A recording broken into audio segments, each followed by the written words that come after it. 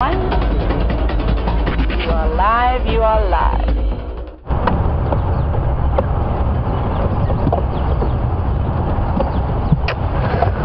Hi and welcome on Safari Live. My name is Brent. I am going to be your vehicle-based guide today. I have Brian Joubert on camera. We have James and Andrew out with the walking backpack. So for those of you who were on the Sunset Safari last night, we're in search of the Tsalala Pride of Lions. James left them lying up just to the left or right of me here. We can't find any tracks on quarantine, so I'm going to loop around, see if we can find any tracks there. For those of you who are wondering, Donna was wondering, did the lions make a kill last night? Me too, Donna, me too. So we're going to try our best to find them, and let's get going and see what's out there.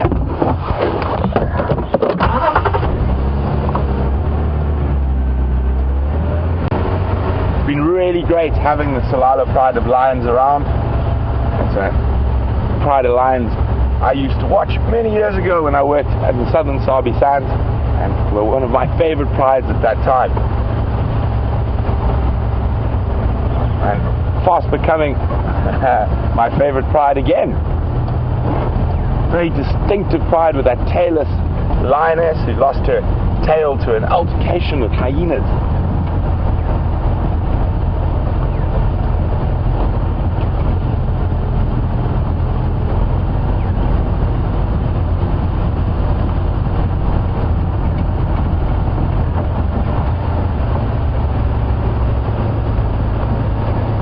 So I know a lot of our regular viewers are still a little bit confused about what's happening between drives now. Previously we used to play a highlights reel about what was seen on the safaris. Now when we stop broadcasting live from the vehicles and from the walks, we go straight to the Juma cam, so we can stay live 24 hours a day. So my head's going to be bent off the vehicle quite a bit for now, so we can find a track and see which direction those lines have gone in.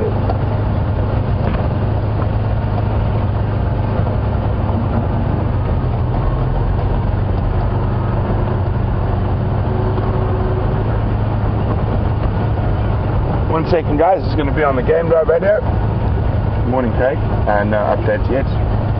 One station following up on Tsalala Pride.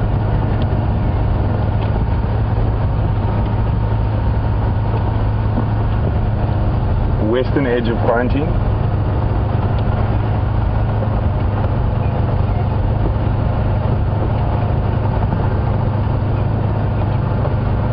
So I'm wondering whether they moved through this block down. There's a nice prominent game path coming here, or did they cut further north? Questions to be answered by tracks, hopefully very shortly.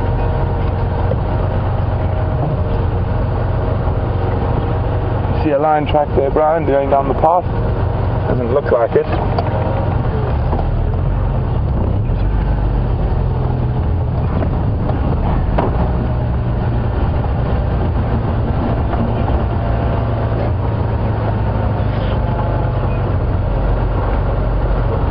Always, after a little bit of rain, we have to check triple carefully. The ground's a bit harder, the rain compacts the soil, makes setting tracks a little bit more difficult.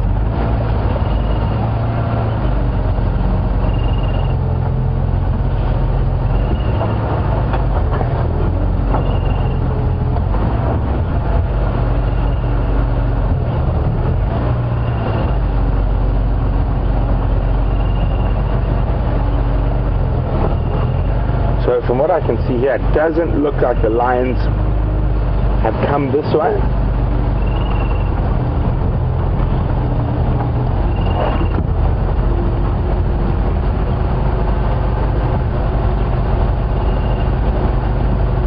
Oh, a very warm Juma welcome to John from California, who's asking for updates on the other prides of lions that we see regularly, the Inkahumas, and even more specifically the young male lion that was part of the Nkuma Pride, who's been nicknamed Junior. And John, unfortunately, no update on Junior, but the rest of the pride are on a giraffe kill to the property to the north of us. And I think they're still there and going to be there for a couple of days. Still a lot of meat left on that giraffe, but no sign of Junior for about a week and a half now. Maybe he has finally grown his wings and left his mommy. And also no updates on the Salati males. They are, as far as I'm aware, still in the north in the Manueleti Game Reserve. The Birminghams are to the south of us. Hopefully, apparently there's one Birmingham male mating with a Styx lioness that moved into the property to the east of us. Hopefully they continue to move west towards our eastern boundary. So the lions were sleeping over here when James left them last night in a nice open area, and we're just trying to figure out which direction they went from there.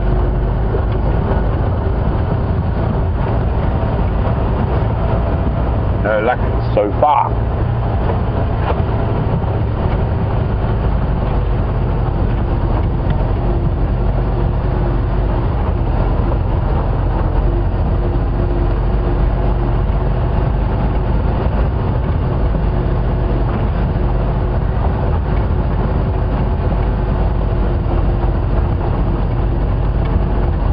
So Abby's wondering, did we stay up all night to try watch these lions hunt?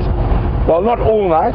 We did, after the safari ended, grab the ladies from Final Control and take them out so they could also enjoy the lion live in real life and not through the screen.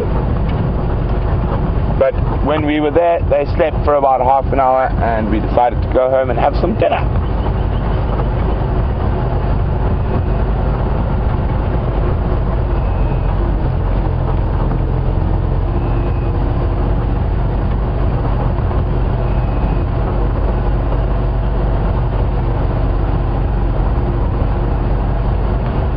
Almost looks like these lions have grown wings. And the area they were sleeping in is completely surrounded by roads, but no tracks so far.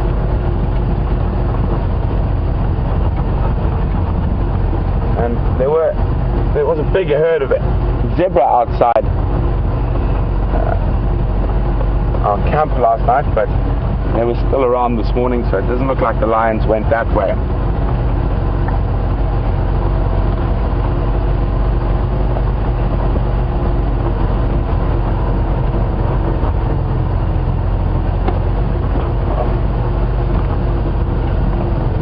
So now we've got to be quite careful because the lions came in from this direction, so we've got to see if there's tracks on top of tracks.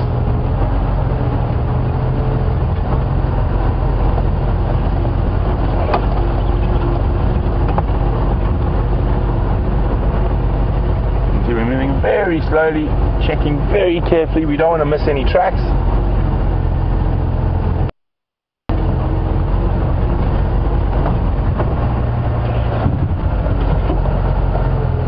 So this is where they came into the clearings, and I can see James's tracks on top, and all the tracks are going right down onto the clearing, and no tracks going out. So we're going to go check main access roads, see if they've walked up there.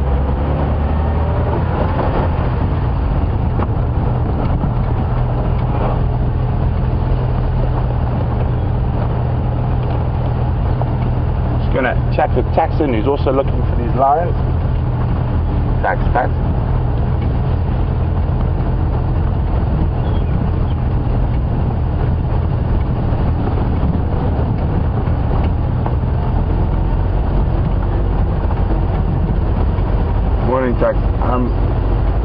I can't find any in Nkonzo. Those Ngala from where they left quarantine. Only the Nkonzo coming in. I'm going to check around for tele-access, then probably down towards Philomonster.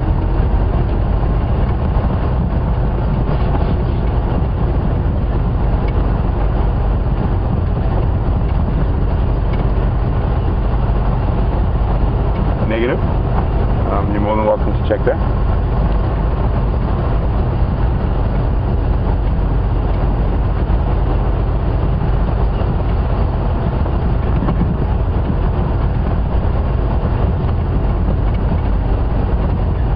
Robbie, thanks. So what we're doing is we're checking all the other roads around here, and with more than one vehicle checking, it gives us a much better chance of possibly finding those tracks and finding those animals. So finding big game is definitely a team effort.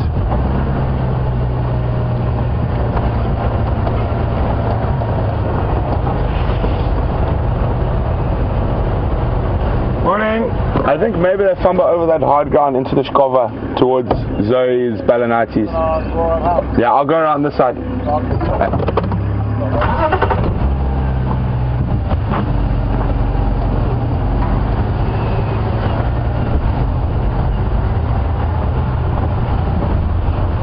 Okay, so Tax is going to check out here, and we're going to go back down towards Philemon's Dip, see if the tracks come up there.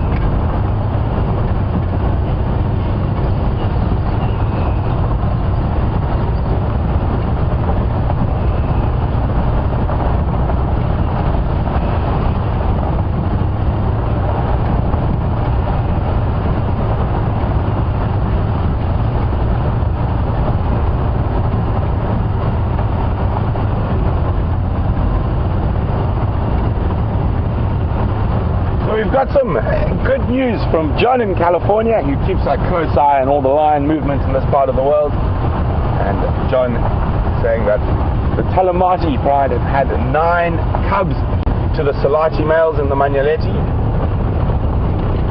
So that's just to the north of us. Hopefully those cubs make it to adulthood. But it is a difficult time to have cubs. With these 5 Birminghams around, they haven't been that far north. But coming from the north is another coalition, or 2 other coalitions of male lions. I think one's called the giraffe males, and the other are called the skybed males. I think there's 4 males in the giraffe males, and 9 in the skybeds.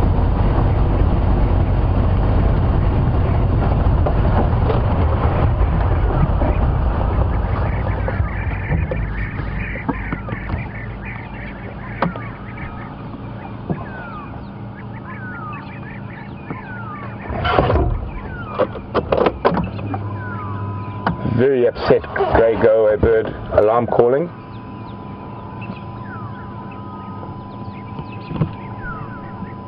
But there could be alarm calling for a bird of prey.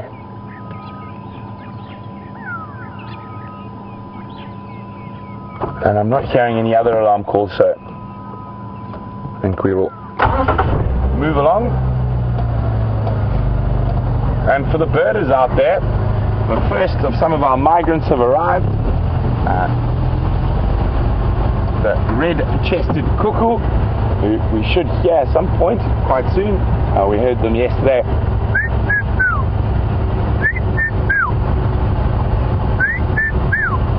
And there's an Afrikaans folk song called Piet my vrou, and the sort of South African colloquialism for a red-chested cuckoo is Piet my vrou, which means Pete, my wife. Very confusing, I know. And also the class is cuckoo, so the cuckoos have been from the first to arrive and have a very distinct call, and also we remember that call comes from Afrikaans. The call goes like this.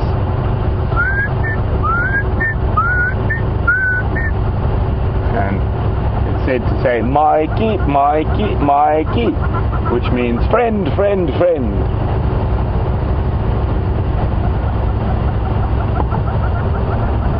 And another that I've heard a couple of times is the European bee-eater, and they haven't come down yet, but I've heard them very high, calling and hawking for insects. And the woodlands kingfishers, which I know are a firm favourite of a lot of our long-time viewers. Last year, well, in Hoedspruit, which is not too far from here, they arrived exactly on the 12th of November.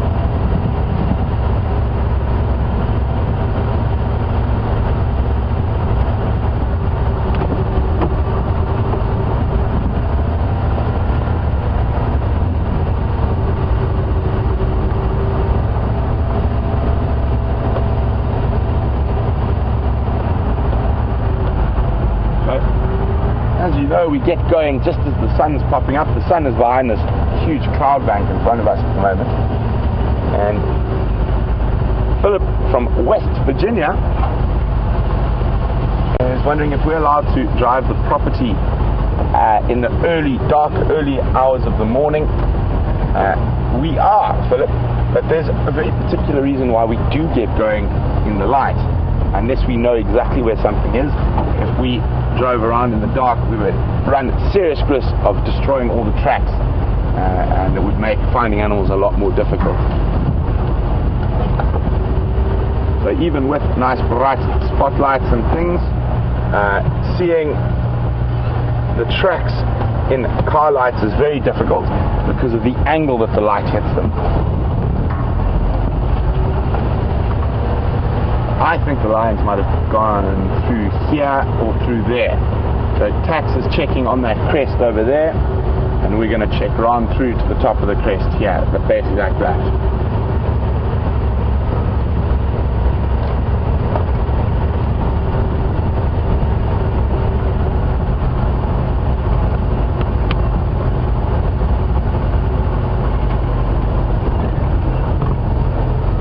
Morning, Maggie. Maggie's wondering if we've found the new hyena den. Unfortunately not, Maggie. We haven't as of yet, but we do think it is in an area where we're unable to get cars. A series of very steep drainage lines, or little beginnings of rivers. So some of those things are probably 12 to 20 foot deep and very, very difficult to get a vehicle in there.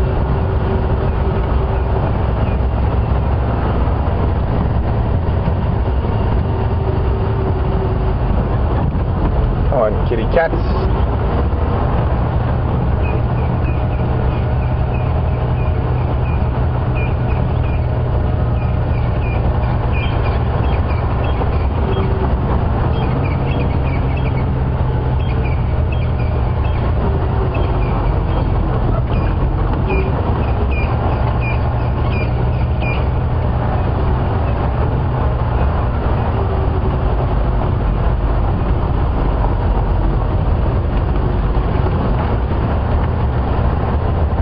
Yesterday on the sunrise safari, you saw a very sickly young buffalo with James, and Pink Alden from Washington is wondering, do we know what happened to it?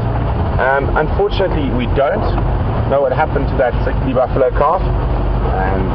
Edward was wondering, well, if the Salalas managed to catch that calf, would they still be on it, or would they have moved off? I unfortunately didn't see that calf, so I'm not sure how large it is, but if it was a sort of sub-adult rather than a really small calf, there's a very strong possibility if they did catch it that they still would be on it. Just having a quick check down the road, you never know.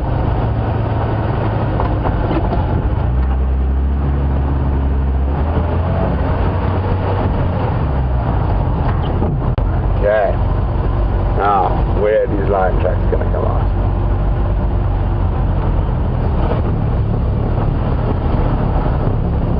I'm just going to check a little bit up here, then I'm going to come back down and no, let's go with the gut. The gut says go this way.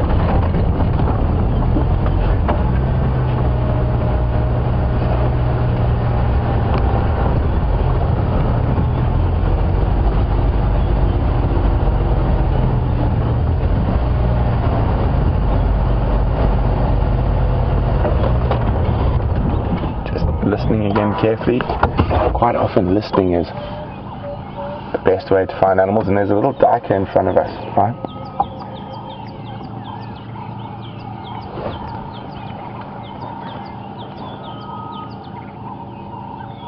Here we go. A little male grey diker, or bush diker, or Grimm's bush diker. It's got a few different names across Africa. And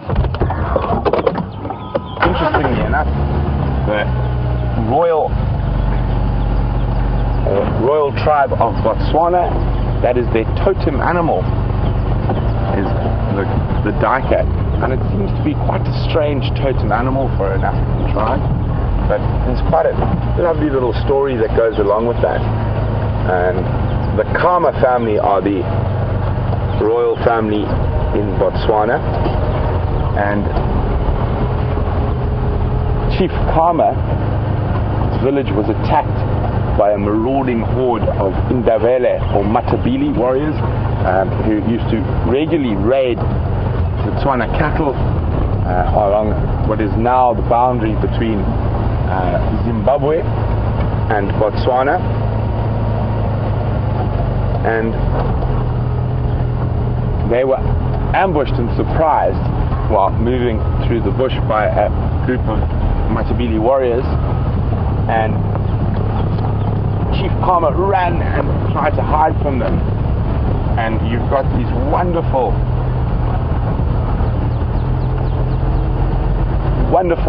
acacias that you get in Botswana that we don't get here, and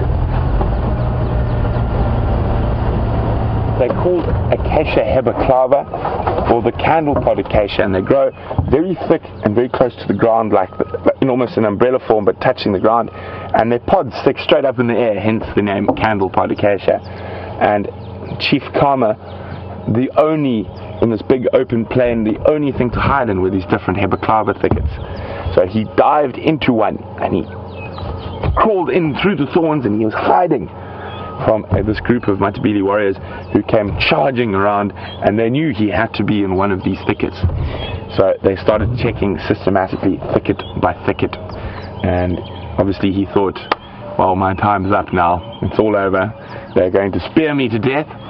And in the particular thicket he called into, the story goes that there was a little male duiker lying there, and it didn't run when he crawled into the thicket, and he sat eye to eye with it. And as the Ndebele came through to the thicket he was hiding in, he poke, looking, and a duiker ran out, and they were said to say, hey, look, he's not here. There's a munti, a duiker in the bush.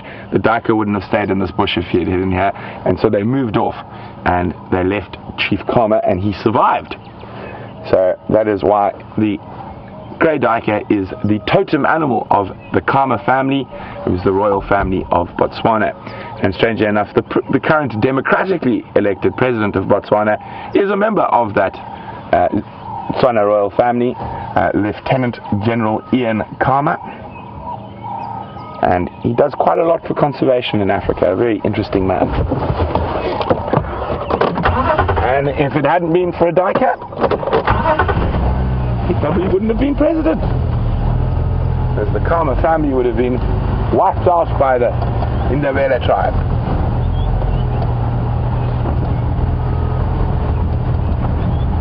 Sorry guys, I'm just going to be on the radio for a second. Sorry Andrew, I missed that update.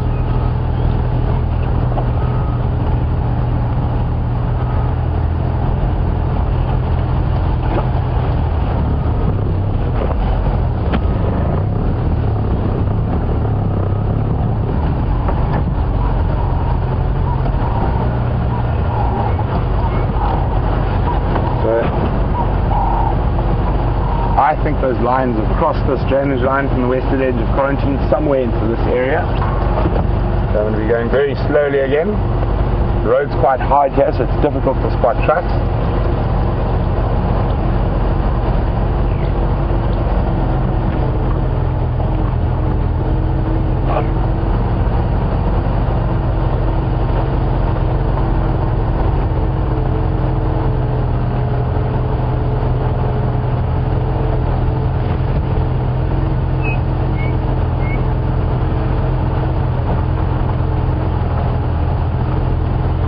Sorry guys, just getting the morning updates and stuff. I'll be with you guys in a second. Sorry trucks, you're breaking up quite badly, please go again.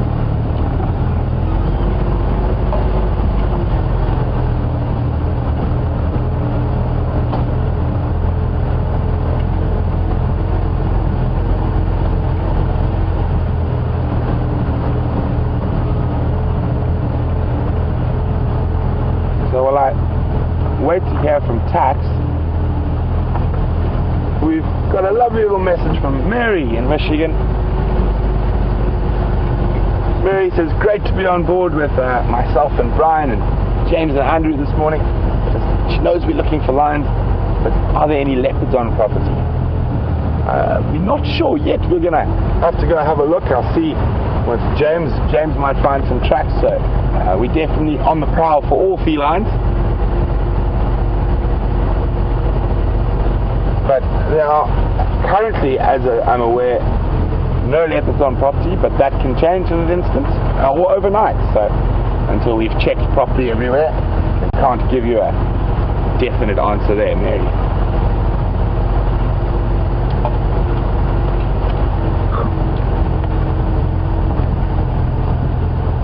Taxon.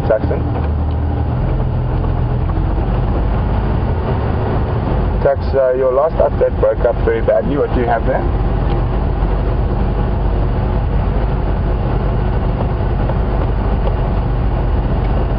Okay, copy, thanks very much. No Gonzo that side.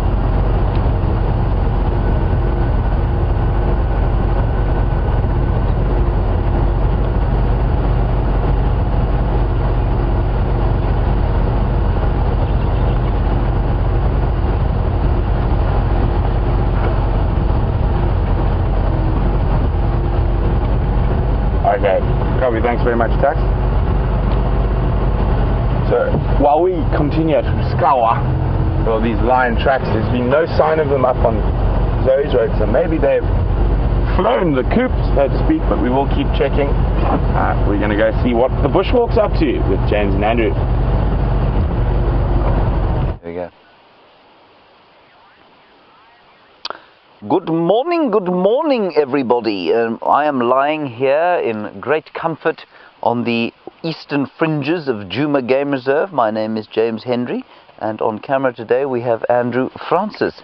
He is dressed in a large pack with an aerial and various microwave signals coming out of it and reaching you in various parts of the world. We are on a bushwalk. That means we are on foot, which is the most intimate way to experience the wilderness. And I certainly have enjoyed my last two experiences, just very silent and very in touch, if you like, with the earth. What we're looking at here are two little species of grass. Well, I'll show you the second one just now. This is called the sword-tooth lovegrass, or Eragrostis superba. Now, Eragrostis superba is a very beautiful looking grass, not a particularly good grazing grass, but excellent in the garden if you happen to like growing grasses in your garden. And it's called the love grass because of the shape of the seeds internally. You can't really see the heart-shaped seeds in there, but it is very, very attractive. Then the second grass I'm going to show you is this one here. Now this is a very important grass. It's called Panicum maximum, and Panicum maximum is a very good grazing grass, highly nutritious, and normally grows in the shade underneath some acacia trees, but I found it here out in the open. And you can see that the seeds have already been eaten. Lots of them have already been eaten, and you can also see, and this is perhaps something new for many people, Andrew, I don't know if you can perhaps focus in, there are a couple of flowers left. So not just coming out of some of these seeds, you can see the flowers of the grass. That's where the pollen will be caught and dispatched from. And just really beautiful colored grass there. Well done, Andrew, that's amazing. And you can taste the nutrition in grass. Good grass that's good for grazing. Sweet and delicious.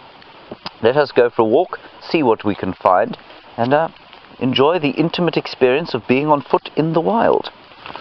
I might have to pick Andrew up. He is carrying quite an astonishing amount of equipment with him, and that's not always very easy. We also have Stefan with us. He is a kind of walking a perimeter at the moment, looking for various interesting things.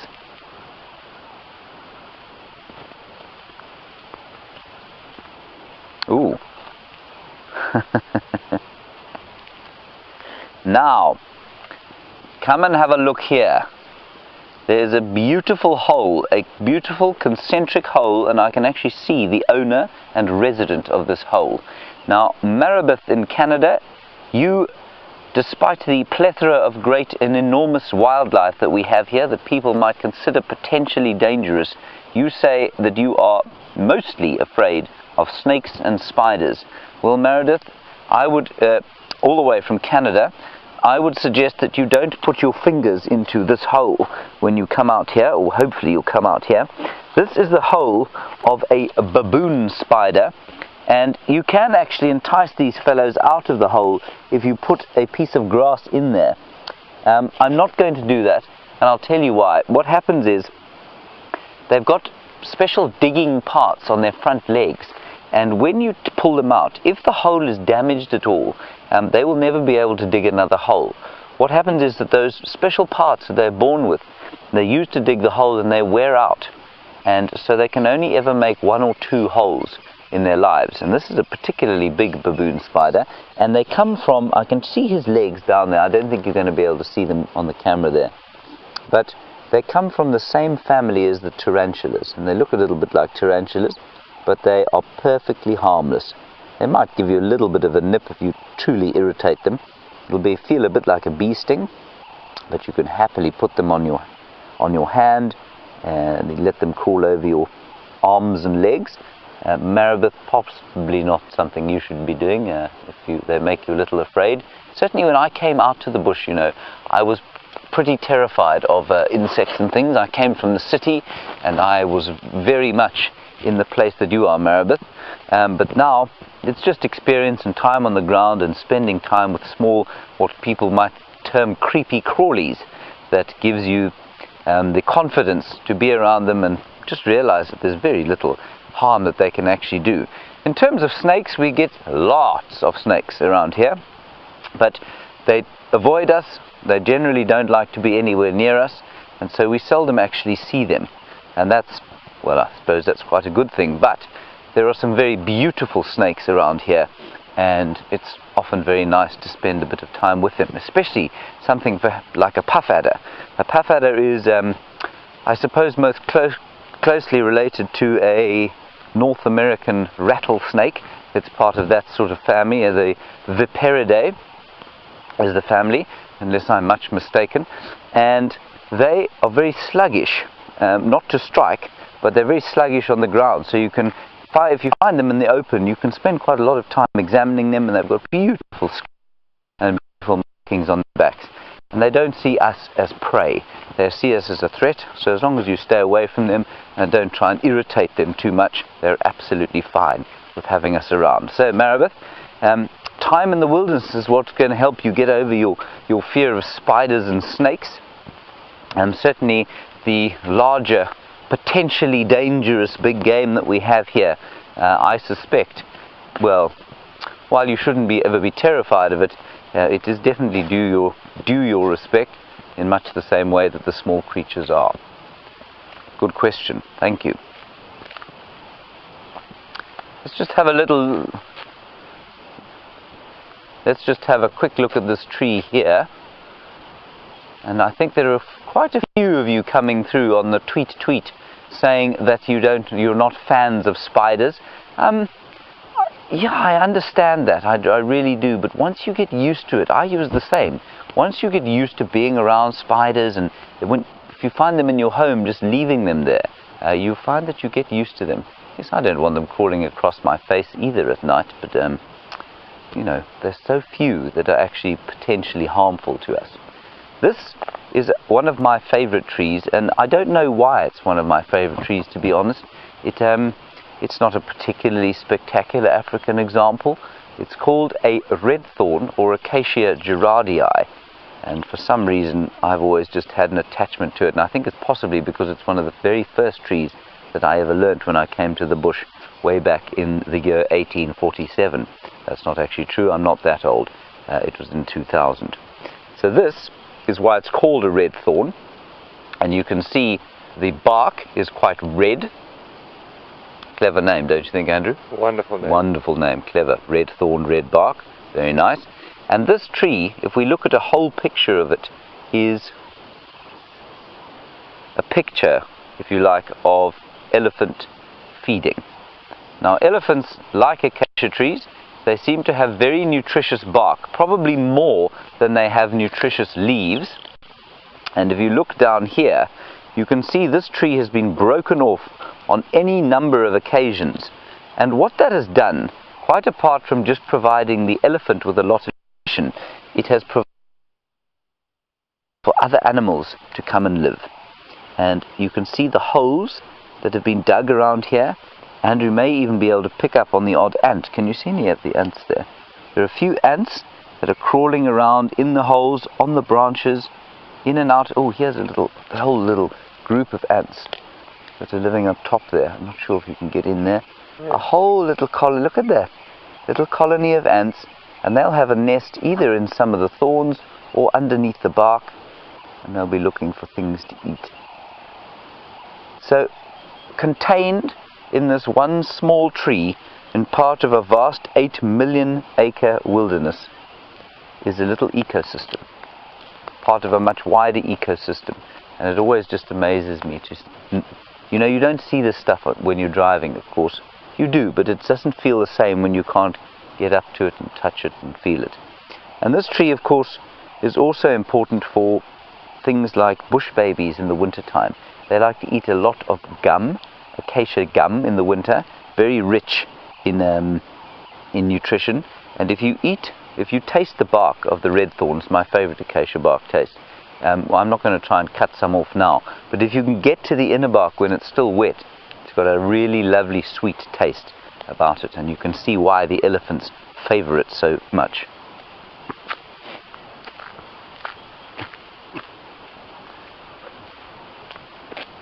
So we'll carry on along here, see what else we can spot.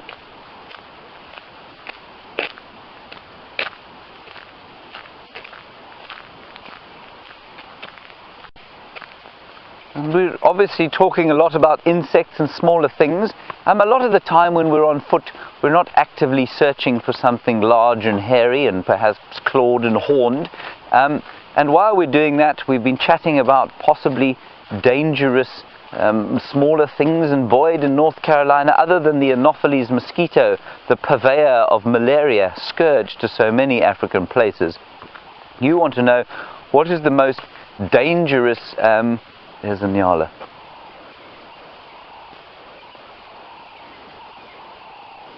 Boyd, I'll get back to your question now. It's just so lovely to see these animals on foot, especially when they haven't seen us. Just grazing peacefully.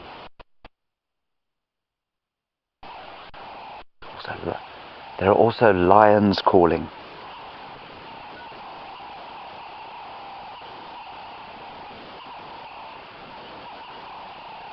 You can hear doves everywhere. And there are lions calling to the south of us. Way to the south. I suspect that's the 5 Birmingham boys, giving their last morning shout before they go to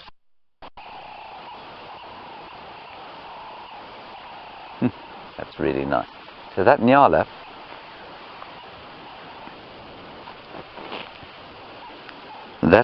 has probably not seen us, I don't think. And watch, we'll walk slowly down the road towards him and watch how he reacts to us. Come on, Andrew, don't dally.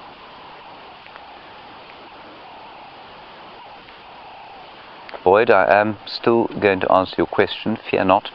Let's just enjoy this nyala and see how close we can get to him before he reacts. He's not particularly aware. If I was a lion right now, I'd be definitely having nyala for breakfast.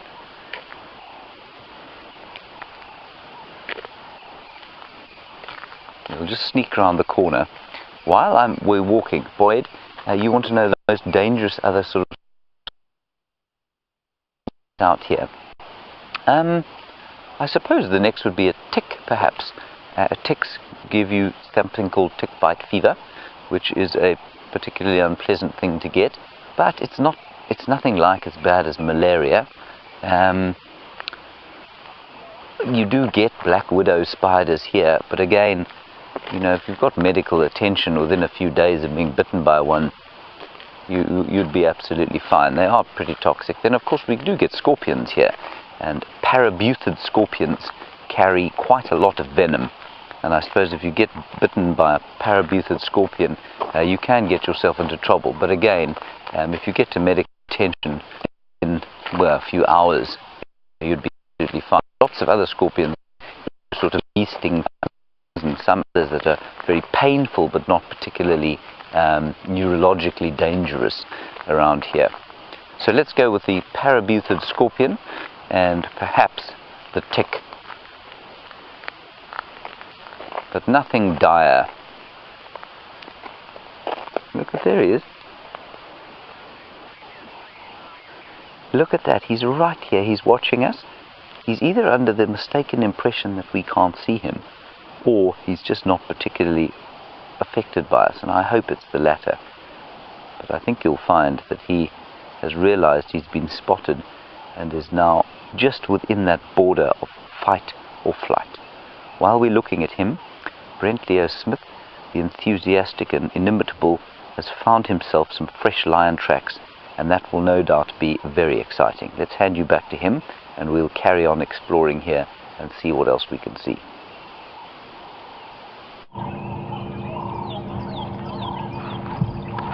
So we've found the lion tracks. We can see here, there's a nice clear one crossing to the south, heading towards Arethusa at the moment. So we're going to drive around and see if we can find the tracks coming across on the next road.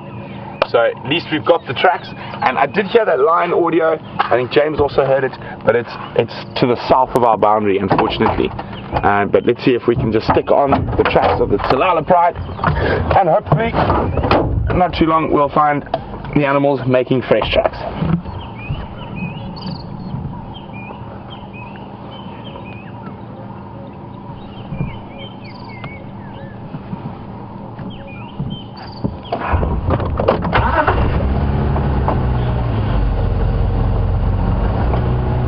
Let me just update the game drives about these tracks. Gonzo by Sambiangala, heading south from Philemon's Dip Junction, those following up.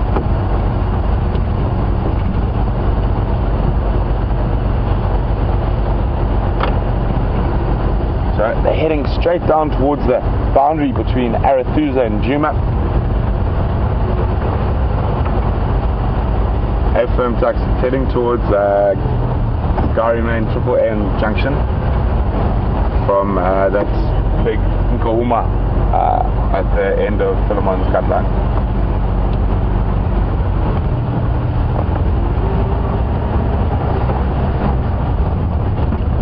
So we've got tracks, and so we got half in the game now. We're not wandering aimlessly, we have a plan. Not that we were wandering aimlessly earlier, but always much more exciting to have the tracks to follow. We just got to hope they cross into Arethusa and not straight across.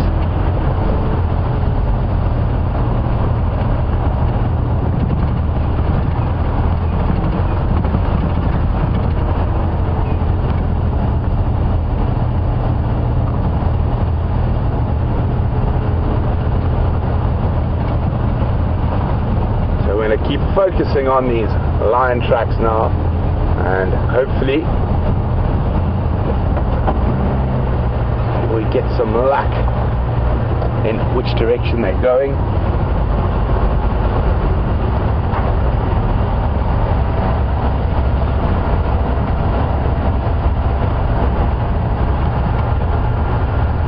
Here we go. They've come out onto the road here, now heading west.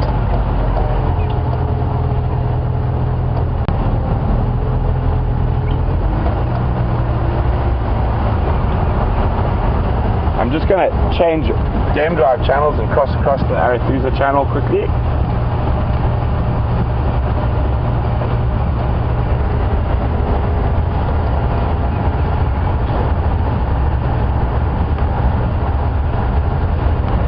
It's going to be very interesting to see where they go from this next road junction.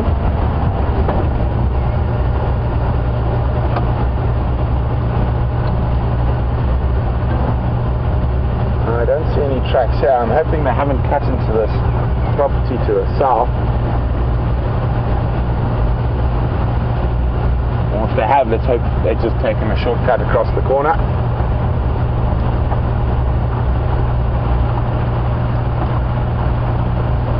Just double check in a big wide arc here, see if we can see any tracks crossing.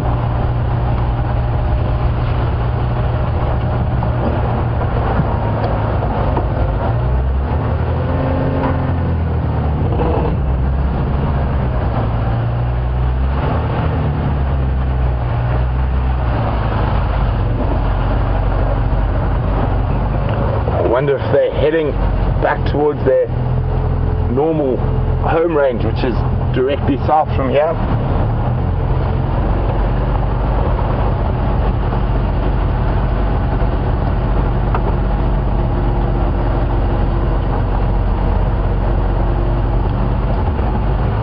It's an access road, so it can be quite busy, so sometimes the trucks do get driven over, so we're going very, very slowly.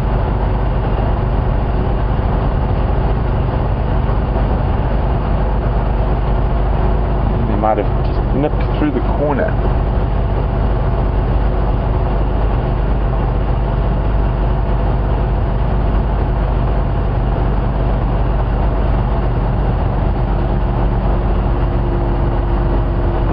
Here we go. Cross straight into Arathusa. That's very good news. So we're going to go back. There's another road that runs parallel to this one.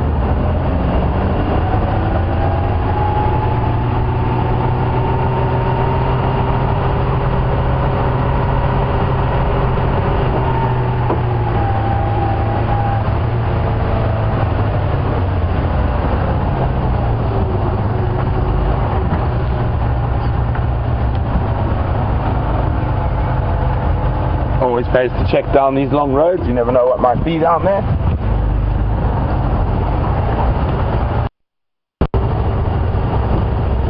So we're still hot on the tracks. There's a road that runs parallel to that access road where we saw the tracks going across. So I'm hoping they've popped out onto here. I'm just on the radio with the game drives on Arathusa to see if maybe they found them or there's tracks further ahead.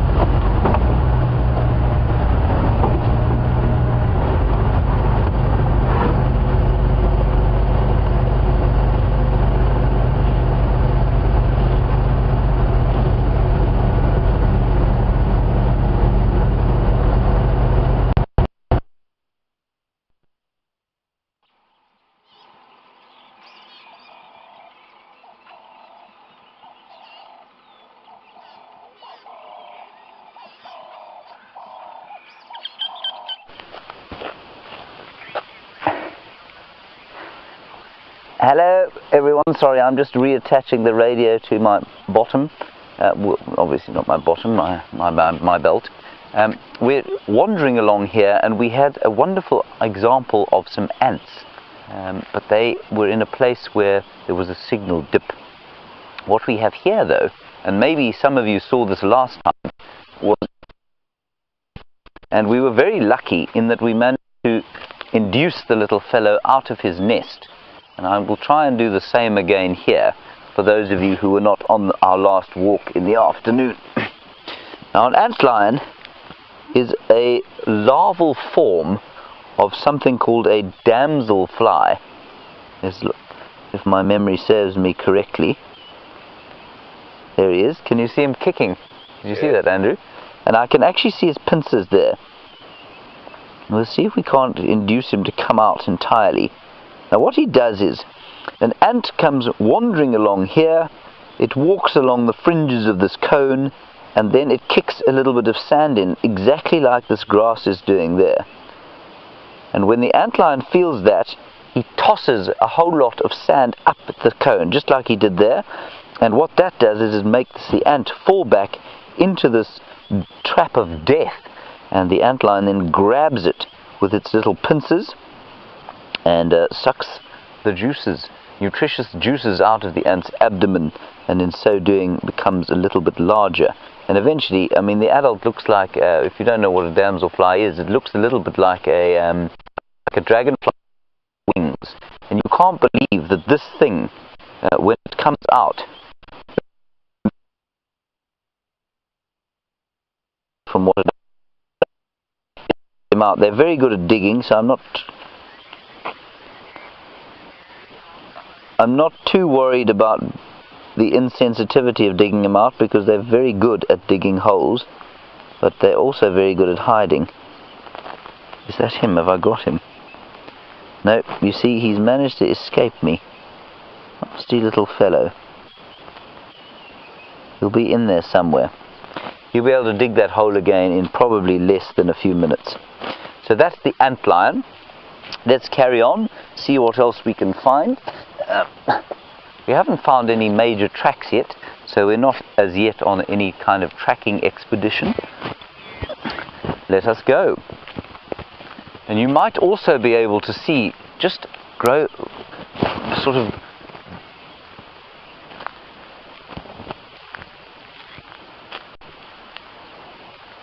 that's a very kind compliment from a fry, I think.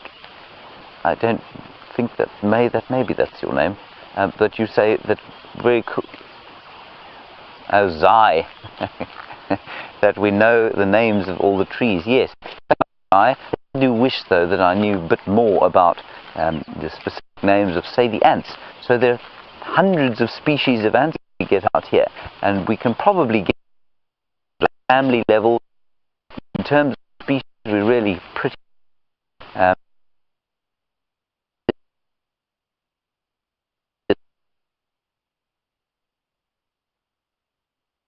but we're still finding species. We're finding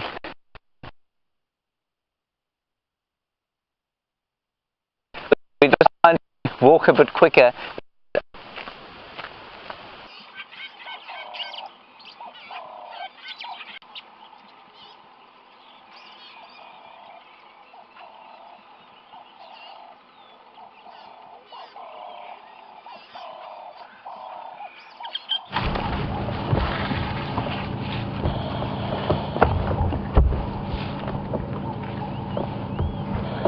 So in our search for lions, we've come across this massive ellie bull, and it looks like he's following a breeding herd. I saw fresh dung of a herd of elephants, and he seems to be following that, and he stopped and sniffed the dung briefly. Lovely big bull. And unfortunately, I've got some very bad news. We're still on the lion tracks, they're on the road here, but Roy has found them further along, and they have unfortunately crossed out of our traverse zone. So the Tsalalas seem to be heading home towards the Sand River.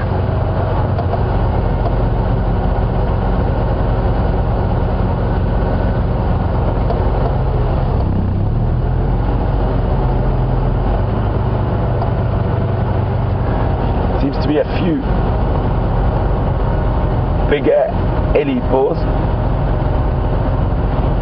So that track we were looking at earlier was of one of the Tsalala lionesses, and they've crossed straight through Arathusa, heading down back towards their normal range, which is around the Sand River in an area called Martley. Here's big boy. Oh, he's absolutely massive. Giving us a little smell. So nice to have a few big ellie bulls. I mean, he's probably 3.5 meters at the shoulder. If he stops near a nice tree before he moves on, we'll come back to that tree so you can see the exact height difference. And as I am 190 centimeters, so just below 6'4".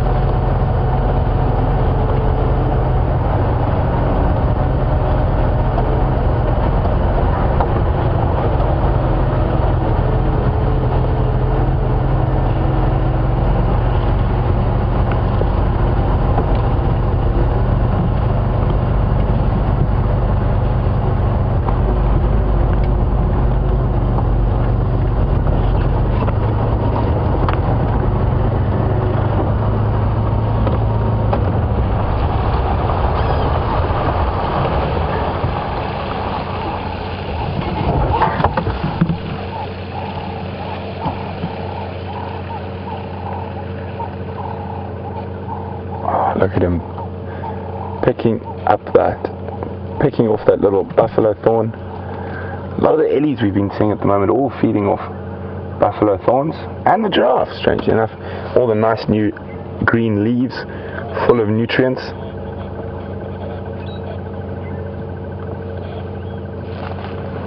Oh yes, you're very big.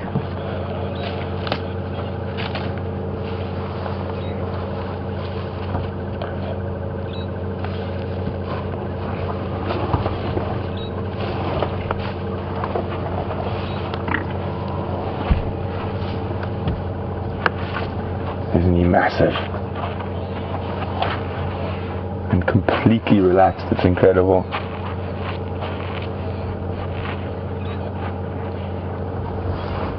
Well, let's go stick with him, see if he leads us to the breeding herd.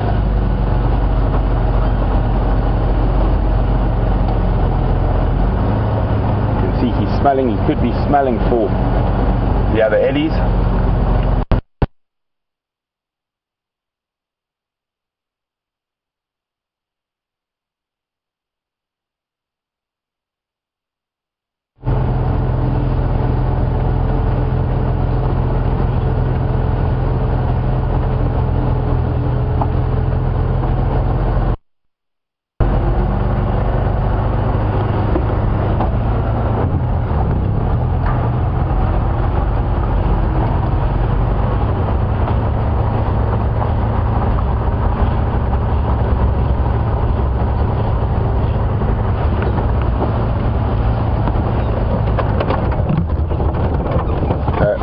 Still with this ellie bull, and he's moved off the road, going into a particularly thick block of bush at the moment.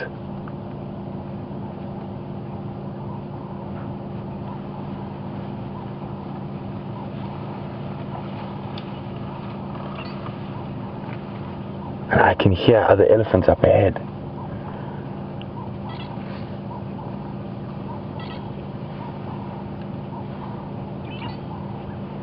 So I'm going to try jump ahead of him. Sounds like there's more ellies over here. I can hear branches breaking.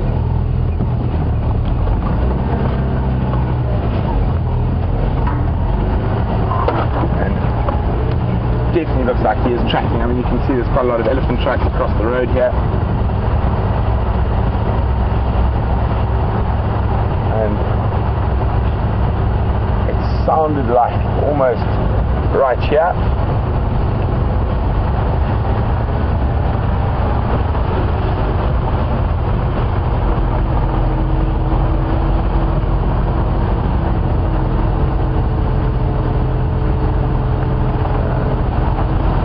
Do I see an elephant through the gory bushes? I thought I might. So he's all by himself, and Tina's wondering why. Well, Tina, elephant bulls spend a lot of their time by themselves. They do spend some time with the breeding herds, but they tend to prefer to be on their own, away from the hustle and bustle of children and noise, and they generally will only come towards a breeding herd when they're in must or about to come in must. Although sometimes maybe they just like the company of other ellies. Quite often you'll find elephant bulls in bachelor groups, so they do like company. It's just they're not so fond of all the sort of screaming and shouting and running around that happens around a big breeding herd of ellies. This is where I thought I heard a few more elephants. I said this is quite a thick block. This is one of the only areas where it's easy to drive into this block.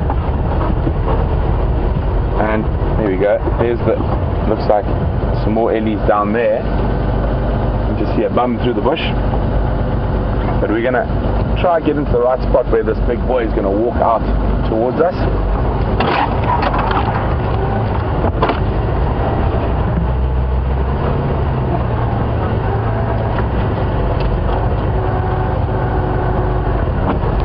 Unfortunately, this big cloud bank seems to be moving in quite quickly. At least we got some of that lovely morning light early on.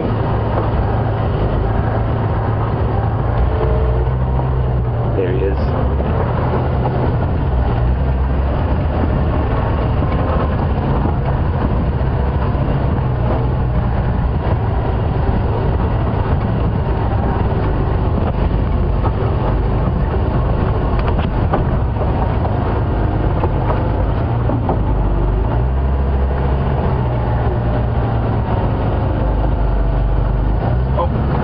There's a lot more elephants. There's another ellie there, but here comes the big boy.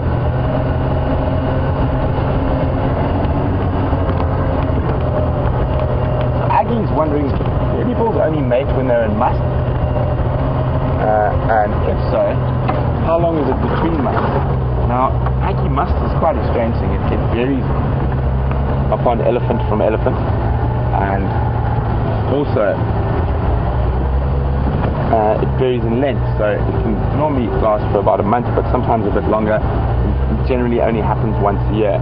And what happens is when a big dominant bull comes into must, it's generally at the time of the year when the most females are in must. So little young bulls will come into must when there's almost no females to mate with, and the big bulls dominate that must cycle where the most females are in estrus. And obviously as they get older, their must cycles will change.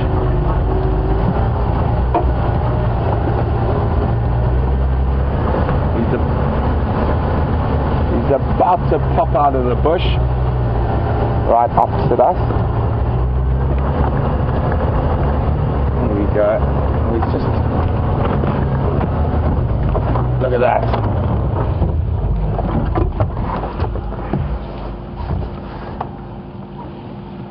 Look at that trunk going up and grabbing some of those nice fresh. No, decided he didn't want them. Oh yes, he does. And you can see right into his mouth there. You can even see his teeth. Isn't that incredible? Not often you get to see an elephant bull's teeth.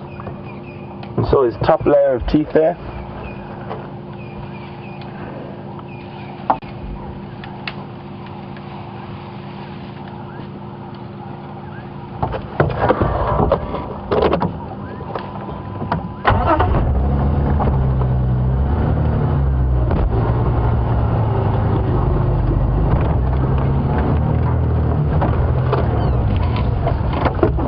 There we go.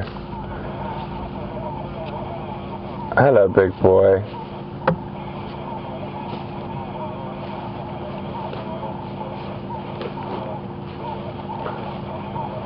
So it looks like he's going to go past behind us.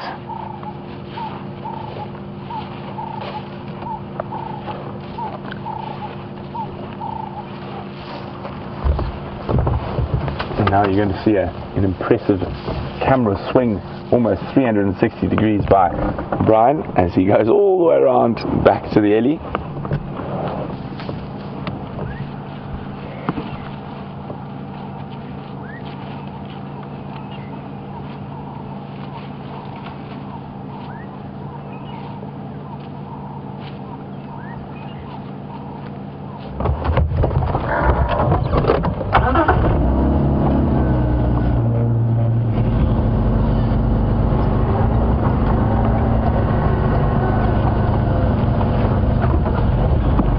Well, as we follow this gentleman from behind, Gilly in Wisconsin said she's just found out that bull elephants' testicles are internal. And how, since semen is supposed to be cooler than the rest of the body, for it to be viable, how does an elephant survive this in complete contrast to all other mammals? Well, if we have a look at him when we get a chance, his testicles are right up near the top of his hip. Probably, let's just sidle in here. So, from the top of the bone, on either side, probably about 30 centimeters down, a little bit higher, Brian. There we go. And that's where the testicles are, just in front of that hip bone there. And really the reason is that the ancient ancestors of elephants are quite an unusual one. So they've actually come from the ocean out. So the marine mammals all have their testicles on the inside.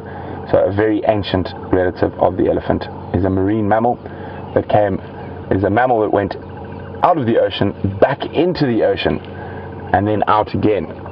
And that's how they have that very unique adaptation. And obviously they're a bit different from other mammals in the fact that their testicles don't need to be on the outside, and they'll still breed quite successfully.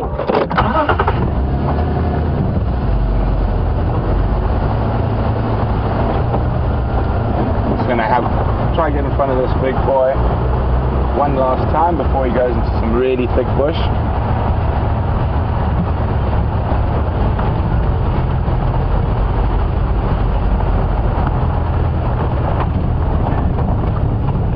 Good morning, Ash, or Country Girl Ash.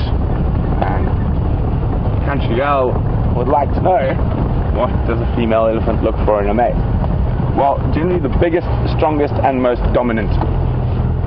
Like most animals in the wild, they want to make sure that all those really successful traits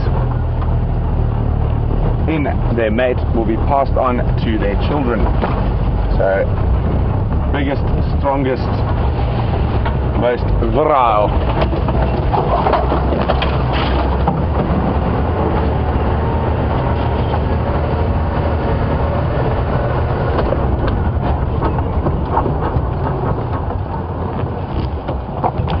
It looks like he's decided not to follow that breeding herd that's in the thickets there.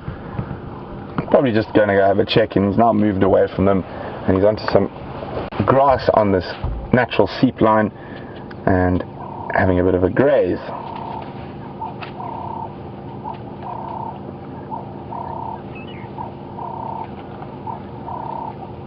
So he wraps his trunk, pulls it out, roots and all, and then we'll beat the sand off the roots because no one likes eating sand.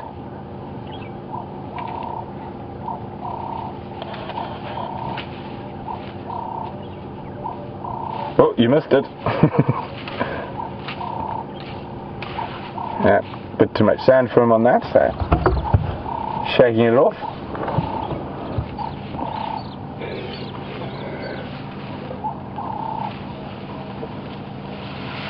Well, he's definitely on a mission this morning.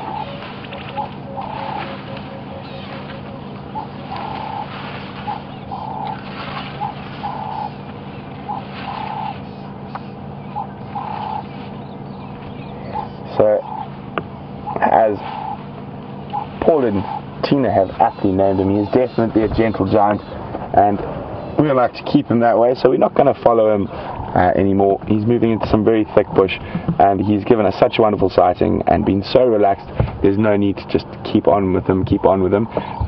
We can try, maybe go around, see if we can get that breeding herd, but they are in a drainage line. But we'll give it a go.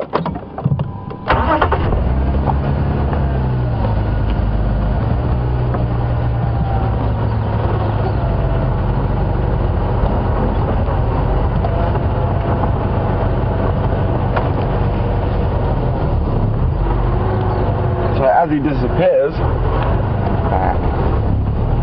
Ashley's wondering how tall would I come up to him on his body. Actually, I'd probably be just above his knees. Very big elephant, so probably a bit over his knees, so probably about this much above the bottom of his belly. He's a very, very big animal. I said probably easily 3.5 meters at the top of his shoulder.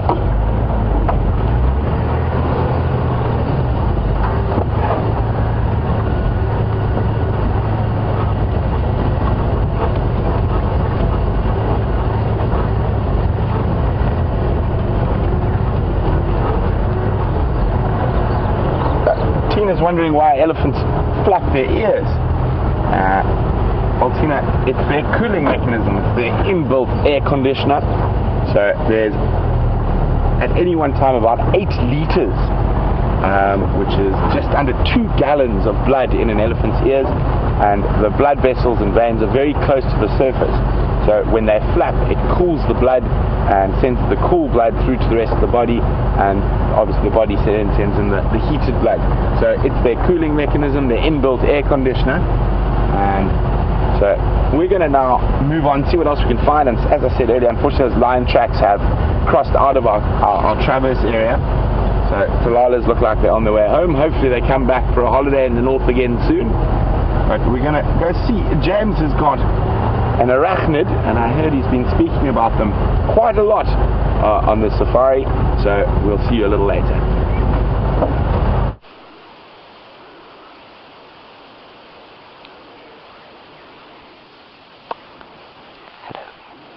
Just over here is a wolf spider, a magnificent little spider that has caught himself a breakfast of fly. Now, a wolf spider you may have seen before with us in the night. They have shiny eyes, and you can spot them with a spotlight. Not very easily from the vehicles, of course, but you can see them at night. That's when we normally see them. And they don't make silk webs. Wolf spiders hunt just like I suppose you could describe them as the, well, lions almost of the bush. Of the arachnid world. They crawl about the place and they find their prey, and then they run after it and catch it. And that's what this thing has done with this hapless fly. Now, I mean, despite its very obvious coloration, you can see it's white and grey and shiny. The flies and other insects living on this pile of very fresh, aromatic buffalo dung are seemingly oblivious to his presence. And what he's doing now, of course, what a spider does when it bites something, it's got venom, as we know, but that venom is largely made up of digestive enzymes, and so the spider will bite his prey and inject it with this venom, and while it's dying, the prey is dying, it's also being digested within its own exoskeleton, and once it's kind of liquefied the insides, the enzymes that the spider's put in there, the spider will then suck them out and then leave the husk of the insect. And that's why if you ever find a spider's web, you often find the husks or exoskeletons of various prey items still hanging there. Beautiful, beautiful wolf spider. And this whole patty of buffalo dung, there's two pieces of dung here, there's an old one underneath and a much fresher one here, is another little ecosystem all on its own, much like that red thorn tree that we saw at the beginning of the drive. There are all sorts of beetles in here. There's a funny little white mite there. I mean, who knows what that? That's a termite. That's a little termite in there. Little white termite. There's a number of flies around. There are a few ants. And if we were to lift this dung, which I'm not going to do now, because it just looks like a very peaceful little home for so many people. I'm glad I don't have to live in it. But you'll find lots of things underneath, possibly some dung beetles. We haven't had much rain yet, so maybe not too many dung beetles. But certainly the termites will be processing this, and the ants. Oh, there's an ant. Can you see the ant there, Andrew? It's disappeared into a hole. So the termites and ants will be processing this dung. They'll be feeding off each other. It's an entire system going on just here in one pile of poop, basically. And I mean, it's relatively aromatic. Andrew doesn't think it smells very nice. It smells a bit like a dairy, if you like. That's what buffalo tend to smell like, but it certainly is nothing like. You wouldn't find us anything like this close to a lion dung. Right, marvellous little sighting that. We're going to carry on slowly sort of down this way and see what else we can find. There are, because the freshness of this dung, I'm talking quite quietly, as you can hear. Right, on we go. Always also good to while we're listening, we must check the wind. This is a sock belonging to Scott Dyson that has been filled with some ash. So we now know that the wind That's really where you want the wind to be going. So ideally you want it coming from the front of you, so that anything that you're approaching will not smell that you're coming towards it. Right, let's carry on down here. So when we were walking earlier, I was speaking in a normal voice, and that's because we didn't have anything in the way of fresh dung. But because there's fresh dung around here now, we're just going to walk a little bit more slowly, and I'm going to talk a little bit more quietly so that I can hear if there's anything breaking or snapping. Let's go through here. We're going to go through the bush here. I see Stefan is over there in front of us. He's security detail today, and there's a beautiful big tree that he's standing underneath called a torchwood, which many of you will know, our regular viewers, but it is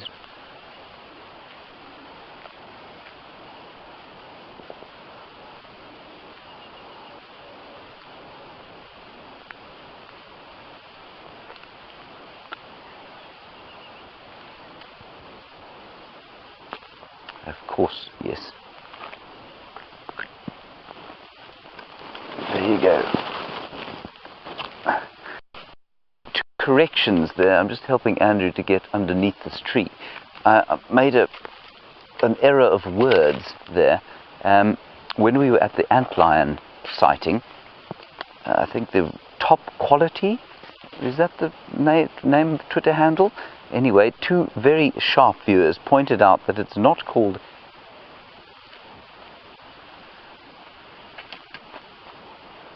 pup quality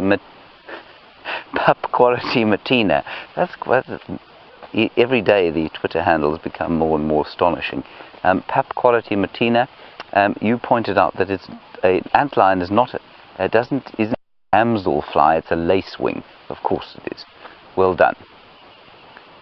The larval form of a lacewing, which is like a small or floppy-winged dragonfly.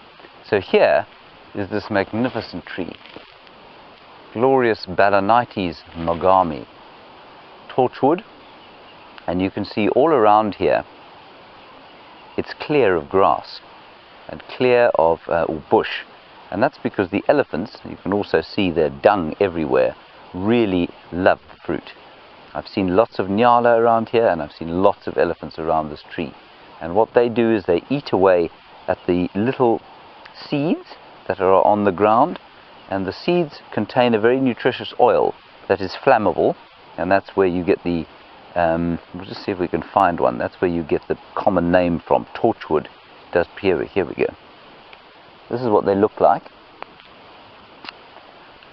And I'm sure our regular viewers would have seen these things often.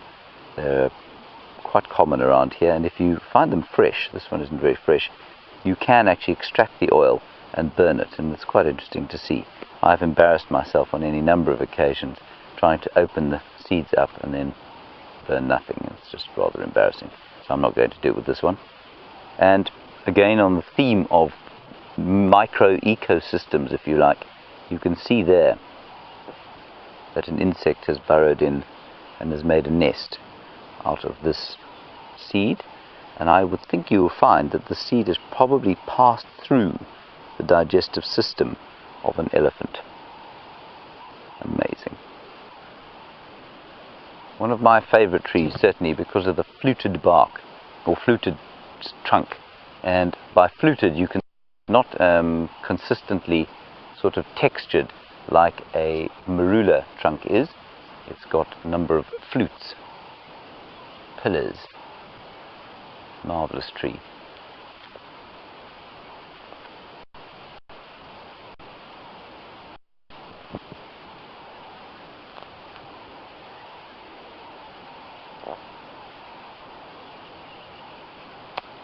And then while we're walking around here, we've chatted a lot about insects and arachnids and things that might do us damage in terms of in the insect world. Come and look here, Andrew. There's an ant. It seems to be abseiling. I'm not got to where it has or why it's here. But while we're talking about those things, Rich, you want to know what the worst thing I've ever been stung by is.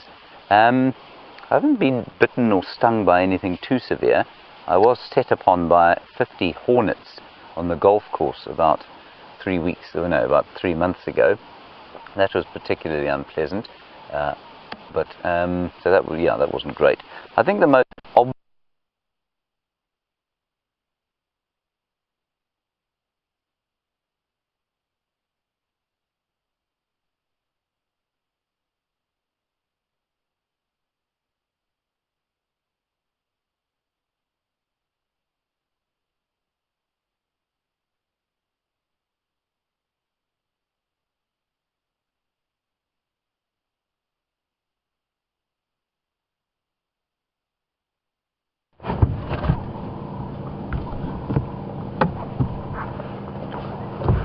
So that lion audio early this morning guessed somewhere down here in the south.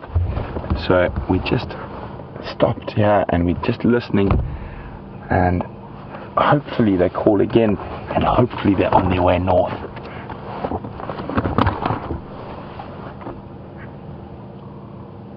Just check all the way down the road, see if I can see anything.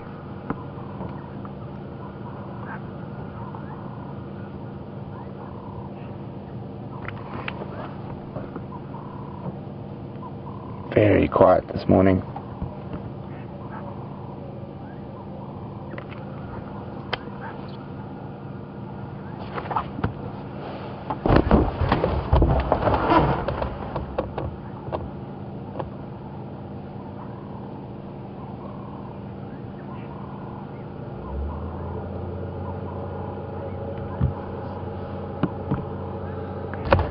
So, unfortunately, no audio. We're going to keep checking. Maybe one set of tracks crosses into our traverse area, but in the meantime, we're going to go back to James and his torchwood.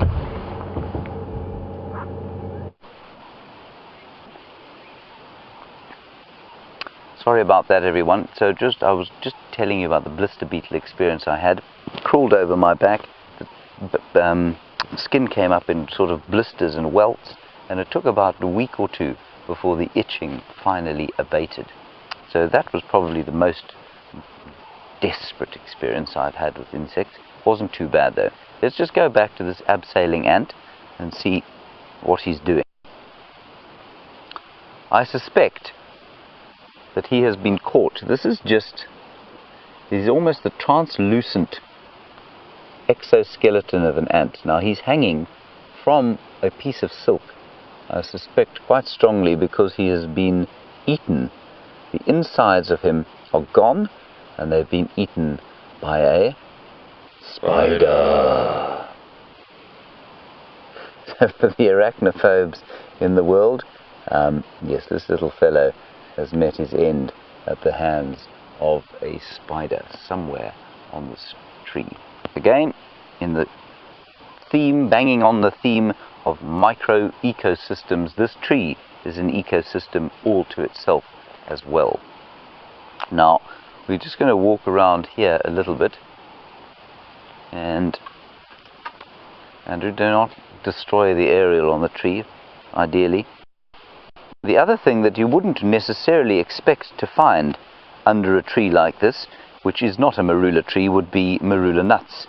But because the elephants who eat marulas with such great enthusiasm spend so much time under this tree, you find that there are lots and lots of marula nuts under here. They probably come from marula dung, not marula dung, marulas don't make dung, they're trees, from elephant dung, and then probably collected around this area by squirrels. Squirrels do stash nuts in this area, and so there's a little stash of marula nuts all the way around here. So some of them would have come straight from elephant dung, and some of them would have been picked out of the elephant dung, I suspect, by very industrious little squirrels. Now, we also had a little look around here, and there are a whole lot. You can see the conical shaped nests or burrows around here, hundreds and hundreds of antlions, and a lot of these holes have got little wars going on in them. I'm just going to try and find one. Well, there certainly were, where ants are. Here, look around here, Andrew. This is probably the best example of where to look. There's an ant nest. You can see them going under the ground there, ants disappearing under there. And all around the nest, very clever and industrial ant lions, which turn into lacewings, not damselflies. They've set up shop all the way around the ant nest, and I suspect quite a lot of these ants are falling prey to the industrious ant lions of this little area. Quite remarkable. Now, oh, did you see one go into the hole? No, that's into the nest.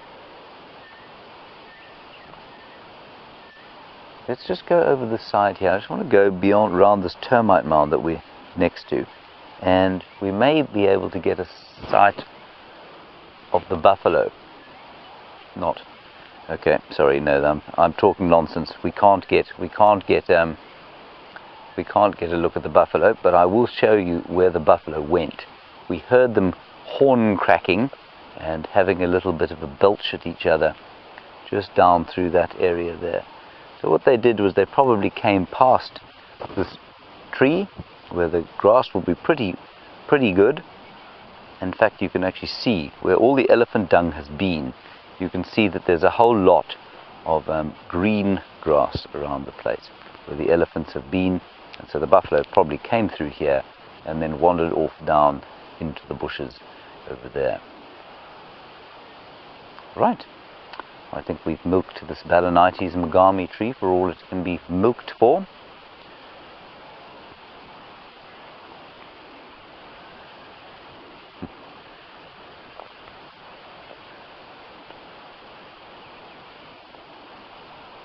So we'll walk very slowly through here, and I'll answer a few queries. And there seems to be a deep fascination today with things that might poison or bite or envenomate us. And Anna-Marie, you want to know where black mambas live. Andrew, watch out, that's a tree on the ground. You want to know if black mambas perhaps live in burrows. They do hibernate in burrows, and they will go into burrows, but during the summer months, when they're out and about and breeding, they won't spend a lot of time in burrows. They'll spend most of the time looking around on the hunt. And then Kachino John, you want to know when the rock pythons are going to be out. They'll be out now. I haven't seen one yet this season, but they will absolutely be out at the moment. They'll probably be pretty close to laying their eggs. I'm not sure when they do lay their eggs, but I think it's around now, and they'll be around here. So it would be wonderful to see a rock python. That would be a really special sighting to have on foot. What else is there out here that we can see? You can hear the birds so beautifully when you're not driving a car. Wonderful sound there.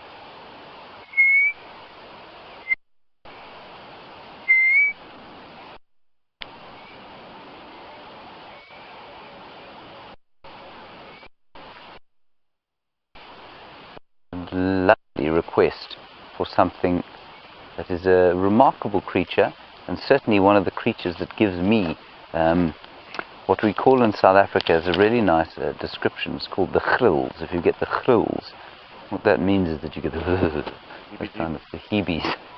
Thank you, Andrew. The heebie-jeebies. You get that chill down your spine. It's called the grills. And one of the creatures that does that to me is a centipede. And Siberia Zumi, you'd like to see a centipede. And as you correctly point out, they're probably most likely to be underneath a rock or under a log, most likely, not in dung. No, they don't tend to live in dung. They're voracious predators, and so they look under, and they're not great in the light. So they'll normally look for something like, I've just spotted a flower down here. They'll normally look for something like a like a rock or a log to live in. So here's an acacia tree. It's called Acacia exuvialis, or the flaky thorn, and it's so named for the flaky bark that it has on it. But I've been spending some time smelling acacia flowers, and they actually have the most wonderful scent. I'm going to hand this to Andrew to have a sniff at. Yes? Sweet. Sweet, gentle smell. Very subtle. And some of them come in these little orange or yellow balls, and others come in long kind of white, I don't know, what would you call them, inflorescences. It's really lovely, lovely smell. Out here you don't get a kind of raging, blazing, tropical explosion of sweet smells like you might say on the equator.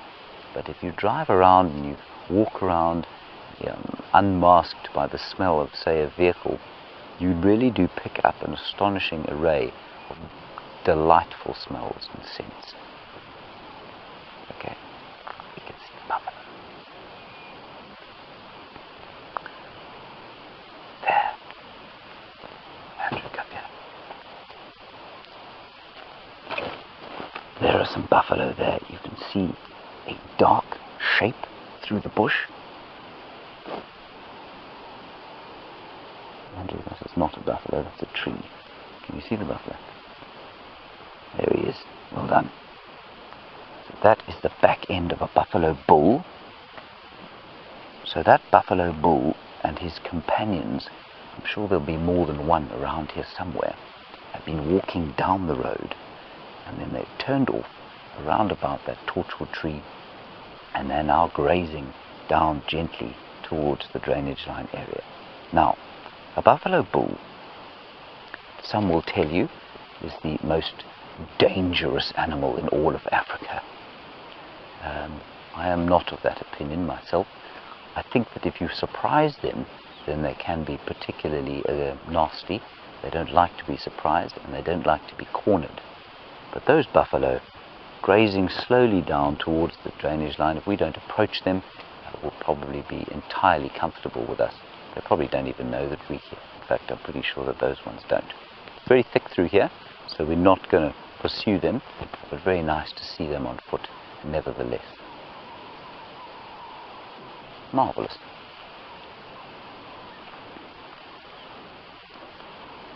Okay, let's head out this way. We're not going to head towards the buffalo.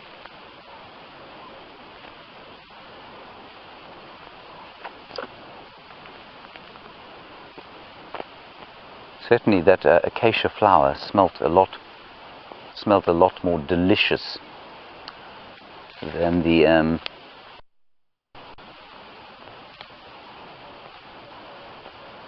so the buffalo done much better, much worse smelling than that flower that we had. And Rich, who has also an astonishing Twitter handle, Rich, you want to know if we carry anything in the way of defense for us. I carry this stick, which is it turns into a sword. It doesn't really, it's just a stick. Rich, we do sometimes carry defensive things. Certainly if we're going to track animals, we'll normally have something in the way of defense. At the moment we have Stefan, who you may have seen in the background in a few of the shots. He's operating security detail today. But sometimes if we're going for a little walk on quarantine clearings, we'll just go on our own, or if we're in a particularly clear area, we'll be happily walking with just a stick or something like that. So Steph is carrying a rifle, but it's purely for that 1 in 1,000 chance where something could go wrong. It's highly unlikely, and we're not spending a huge amount of time actually tracking animals today. We're just looking at the different bits and pieces and small things. If we do come across some nice fresh tracks, and we may well follow them, and we certainly wouldn't go tracking something like those buffalo though through a thick area like this, which may provoke some kind of a response from them. Normally that response is for the animals to run away. 1 in 1,000, sometimes not. So we have to be very careful. That's why we test the wind all the time. We know there are buffalo around. We speak quietly and walk quietly. Well, some of us walk quietly, some of us don't walk so quietly, but we should. And that's how we that's the main defense. Your main defense out here as a human being is your brain. Your brain as a human being is your major defensive weapon out here, and it always has been. From the time that our ancestors stood on 2 feet, probably about 2 million years ago, our large brains have formed the bulk of our defensive strategies. As our bodies have become more and more enfeebled in comparison with some of our mammal counterparts, so our brains have played a more and more important role in masterminding our defense as a species. And I think, well, despite the fact that there are unquestionably too many of us on the planet, the fact that there are 7 billion of us and, nothing like that in any other mammal species is testament to the fact. Andrew has just got himself stuck on a tree. Sorry about that, Andrew. Thank you. Our brains, like I was saying, have contributed to the fact that there are now 7 billion of us on the planet, compared with, well, nothing like that of any other mammal.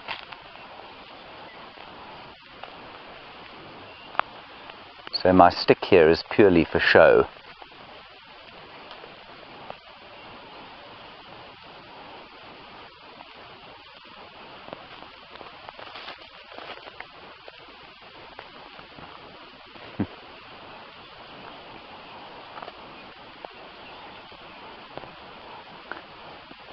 And of course, I was talking... Sorry, we're just going to go back a bit here. Steph has spotted another buffalo, which is marvellous.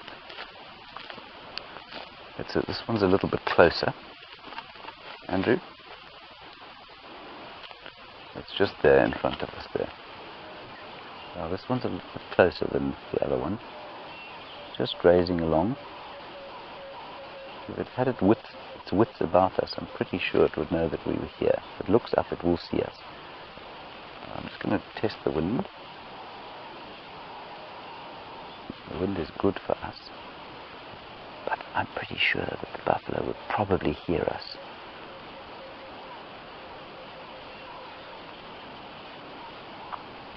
So what we'll do is we'll just stand here and watch the buffalo for a little while. Again, the object of these walks is to have an experience on foot with an animal like this without it knowing that you're there, or certainly without it feeling any kind of threat from our presence. So we'll just stand here and watch.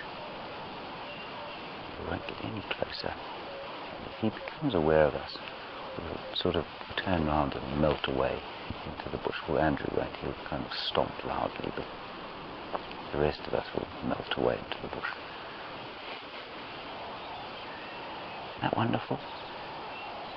It's a very, very different experience seeing an animal like that on foot. It absolutely makes the heart rate go up a bit more, but it's so raw, it's so real. You're right there, Andrew. Comfortable?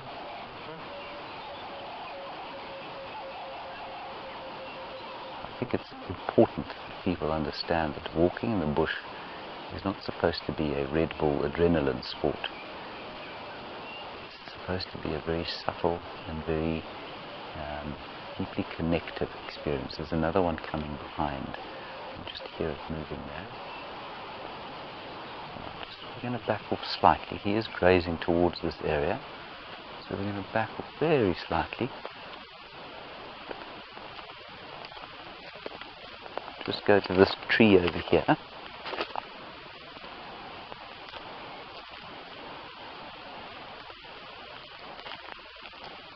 Come around here, Andrew. Get a view of him through.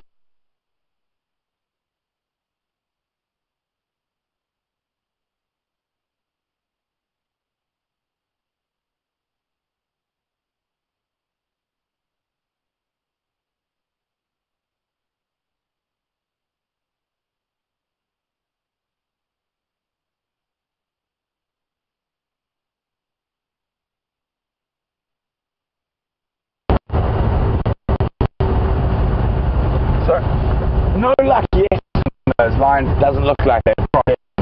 So, I'm going to start slowly making my way towards the Buffelsmith waterhole. And maybe, just maybe, Karula might have popped up somewhere around there.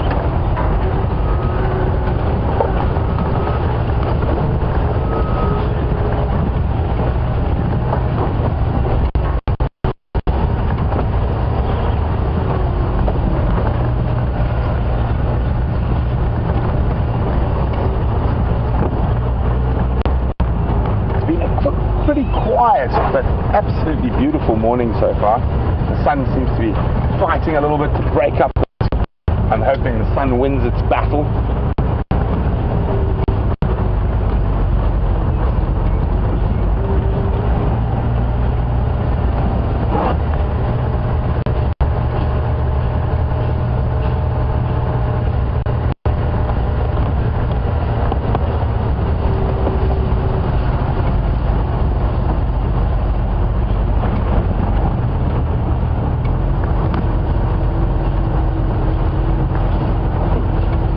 We've got a host of different species that occur in the Greater Kruger National Park, but focusing specifically on the ones who are under threat or endangered.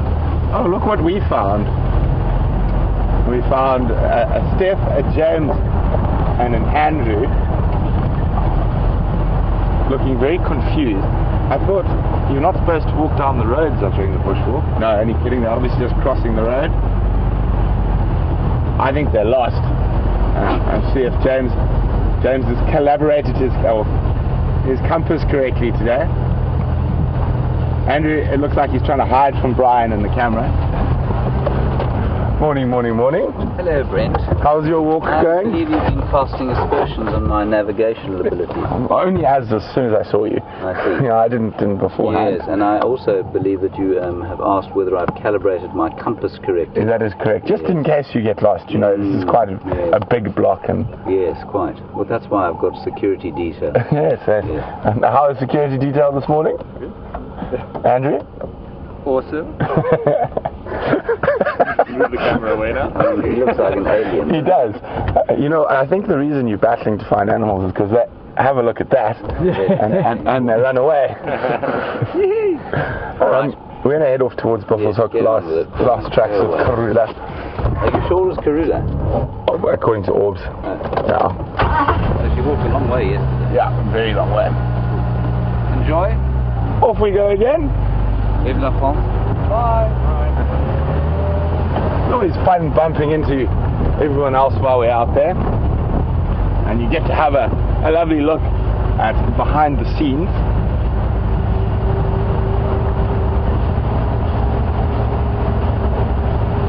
Sorry, back, Ash, we had a question from Country Girl Ash, and we got sidetracked by those interesting bipedal hominins. But Ash was asking, what endangered species do we find here on Djuma? But firstly, Ash, I think we should do something very, very fun. But I'm going to answer your question before we do this. But when tracking in the African bush, actually, let's answer your question first, Ash. So, Ash, out of the more endangered species, we get your African wild dog and cheetah are probably the two most out of the bigger, more sort of visible species. But what we're going to do now, Ash, is, and I'm definitely going to discuss them in depth shortly. But first, whenever one is tracking in the African bush, we've got some really, really strange tracks here. And not only do we see footprints, but other things we find in the bush left by animals. And this is left by a particularly small hominin who's going to be wondering where his binoculars are, again, for the second time. He wasn't sure where they were yesterday, but James, binoculars? So we find all sorts of strange tracks out in the African bush and leavings of other animals. We have leavings of a James Henry at the moment, which we'll just return to him quickly.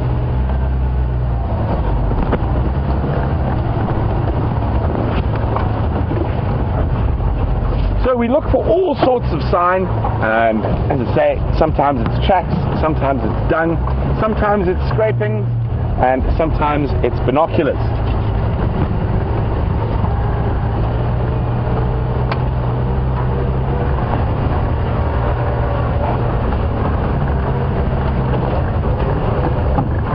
Now, Hopefully he looks suitably embarrassed while we hand these back.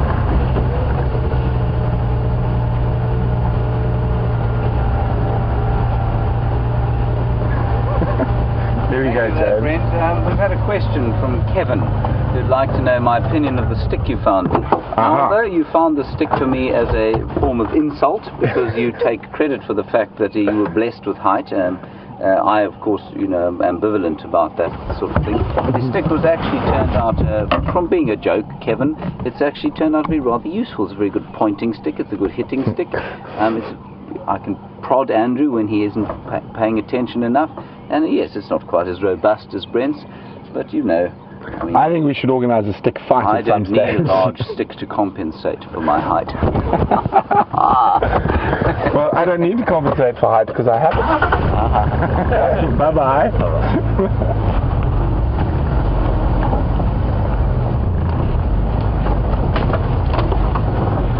So we'll let them carry on, see what else they can find. So, Country Guy Ash, speaking about endangered species in this area, as I said, the two most sort of visible and the bigger of those endangered species are the African wild dog and the cheetah. The African wild dog is the second most endangered canid in Africa. There are only roughly about 4,500 left in the wild. There's a couple of reasons for this. They are very prone to canine diseases like rabies and distemper. Oh, some more primates disappearing down the road. A large group of vervet monkeys.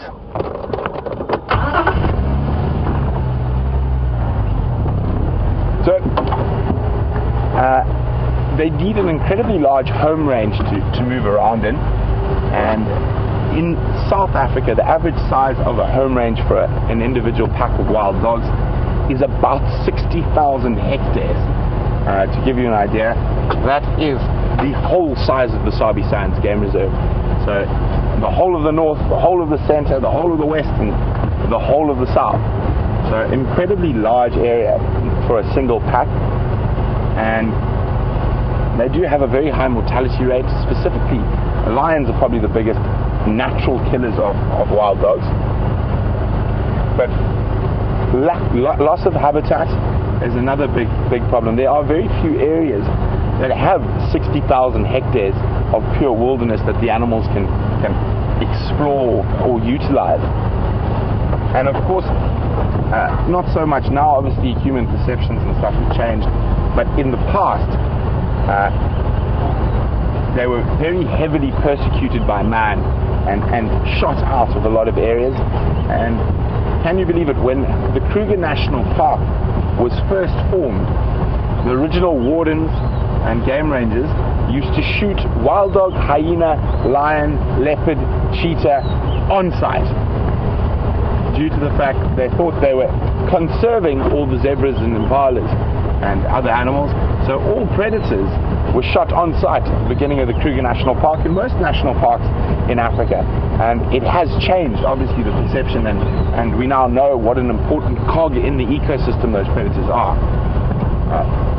Cheetahs is a bit more of a complicated story, and strangely enough, the largest meta population, which means great big population of cheetah in Africa, is the Greater Kruger National Park.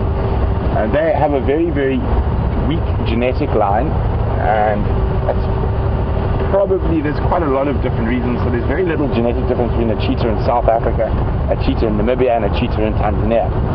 And they reached a genetic bottleneck about 10,000 years ago, and some researchers say from genetics they can work out there were only 8 cheetah left, and all other cheetahs spurned from that.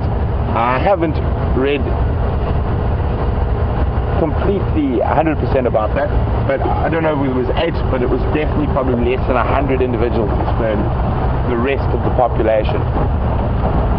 So that makes them, from an animal point of view, very, very susceptible to diseases. So if they do not have what happens with a lot of animals like humans, and different human beings will have different genetics that are good against the common cold, or one's good against this and good against that. And so when we breed, generally the best attributes of both adults will be passed on to the offspring. But now with cheetah, there isn't a lot of different attributes in their genetic code, so that's what makes it sometimes, or it makes it quite difficult for them to survive. Also, they've become so overly specialized that in getting that incredible speed, they've given up a lot of other sort of functions like strength and agility, to climbing trees and stuff like that. So they cannot afford to get injured because they're so specifically built for speed that any slight injury might stop that animal from surviving. So they lose a lot of kills to other predators and will chase a cheetah off a kill, hyena, lion, leopard, wild dog, and even vultures. Believe it or not, a group of big vultures will chase a cheetah. Why do I keep saying hyena? Off its kill. And because those vultures could do enough damage that cheetah wouldn't be able to survive and hunt again. So they would rather forego that kill, try and make another kill at a later stage, rather than risking confrontation with another predator. And out of some of the smaller animals that are endangered in this area, the pangolin, and for those who are not sure what a pangolin is, it is a scaly anteater, and they are endangered almost purely because of people. It is probably the most traded species in the world. The scales are used mostly as love charms, and they are used in African cultures, Eastern cultures, so they're under big threat from people. Fortunately, there are very healthy populations of pangolin left in places like this and in the Greater Kruger National Park and other reserves around southern Africa. But outside the big game reserves, it is very difficult for a pangolin, and they get caught very, very frequently. So I'm just going to try find it. Go. And they are strange looking animals. Probably the closest thing I can describe from a northern hemisphere point of view, and particularly a North American point of view, or South American point of view, is an armadillo.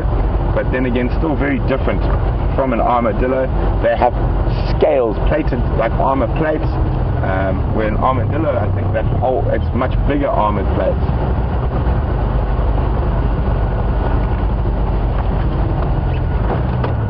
There we go.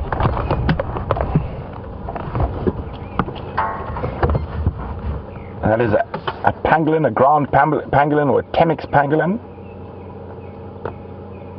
And these individual scales are what are used as love charms. And they're very difficult to see. They're most active at night. And I've been fortunate that I've seen quite a few in my time. Male kudu.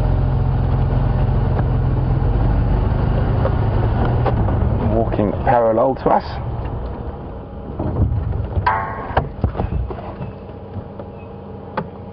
But interesting enough, there's been quite a lot of research done on pangolins in the Sabi Sands. There was a guy by the name of Jonathan Swart who did his whole PhD and masters on them.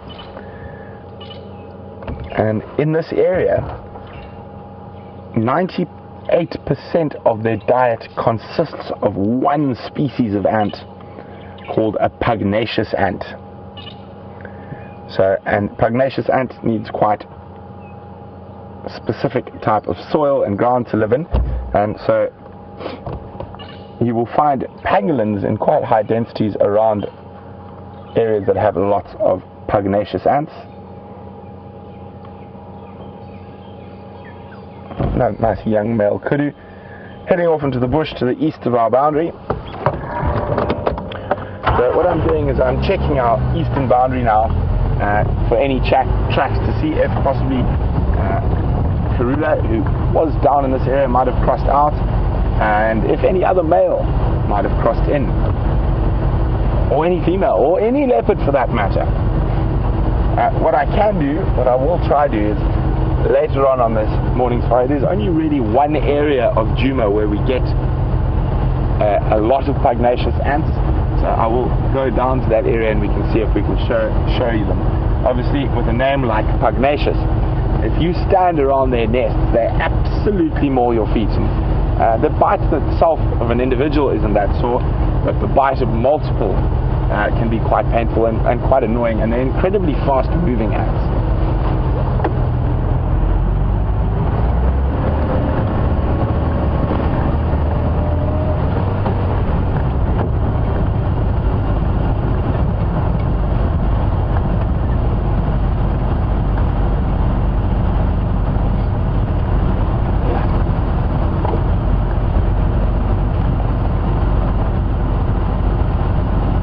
Chatting about the tallest land mammal in the world, which is the giraffe.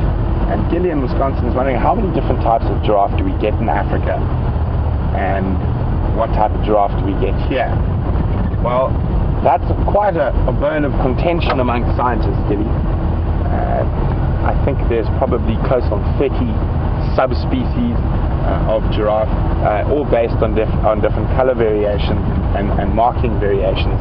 The giraffe we get here is known as the southern giraffe, but I'm trying to remember. There's thorny crofts, there's reticulated, the Maasai, and there's a lot of different supposed subspecies, but genetically these animals can all interbreed and produce viable offspring that can breed again. So it's probably that we've got one type of giraffe with some different color variations depending on the area,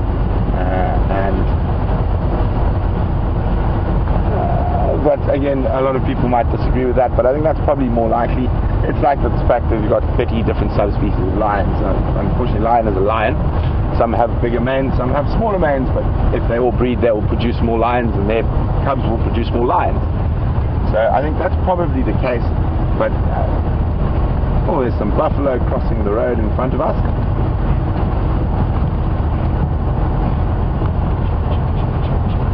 Looks like some Duggar boys, old buffalo bulls. I think these guys are possibly on their way towards Bubbles Hook Waterhole.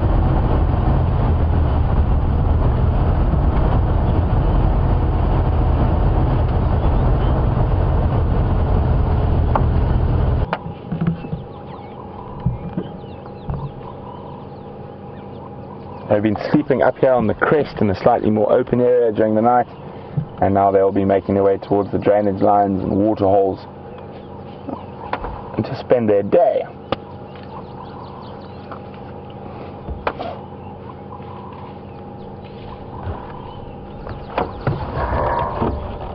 We're not going to go bash and crash on that thicket after them.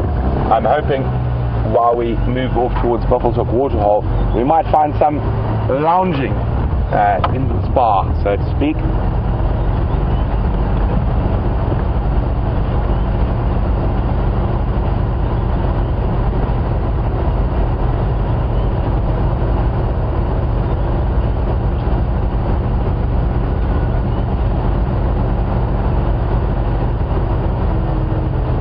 So we saw that wonderful large breeding herd that Salala Pride was hunting.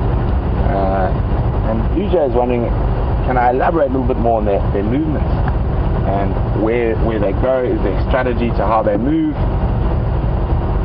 Well, UJ, it's quite an interesting thing because big buffalo herds have quite a close relationship with lions, as we've seen, and they generally need to drink twice a day, at least once a day. So what they do is they will move between grazing and permanent water holes, and subject to where they move is quite often dependent on being harassed by lions. So where they are being harassed by lions quite a lot, their movements can be quite random in that.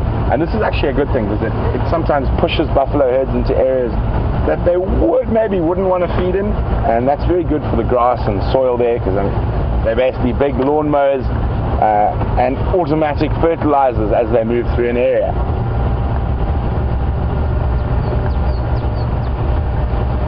So it looks like the sun is winning the battle.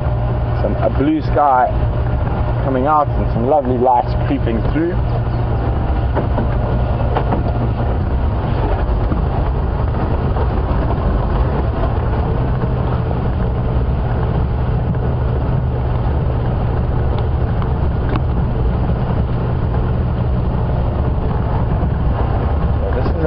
going to check very carefully for tracks.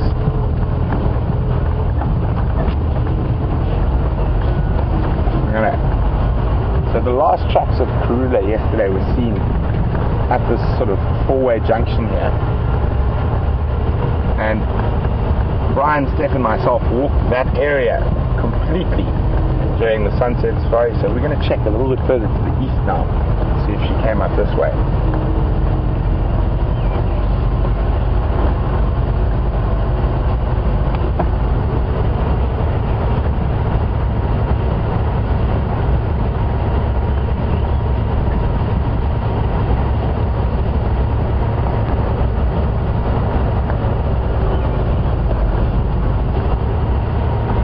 So, a lot of you are quite aware, we only have one vehicle out, and we have James out on foot, and we seem to be missing a car.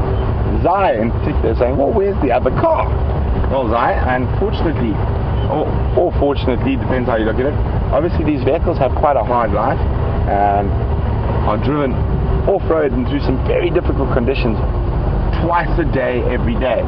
So, unfortunately, our other vehicle, the Jigger, has had a little whoopsie. It's an electrical fault, and unfortunately not even our bush mechanics can deal with that, and so there's something wrong with the wiring. So we've popped it on a trailer and driven it into our closest town, which is Hoedspruit, to get an auto electrician to try to fix the electric problems. And we take this opportunity while we have to send the vehicle into town to an auto electrician, that we will have a big overhaul, check new bearings in the diffs and in the wheels, tie rod ends, filters, full service, and basically strip all the parts, give them a good rub and a scrub, and replace all the little things that might need replacing, so we can use that vehicle again. Hopefully we'll be back sometime before the end of the week, but more than likely it's possibly going to be back next week.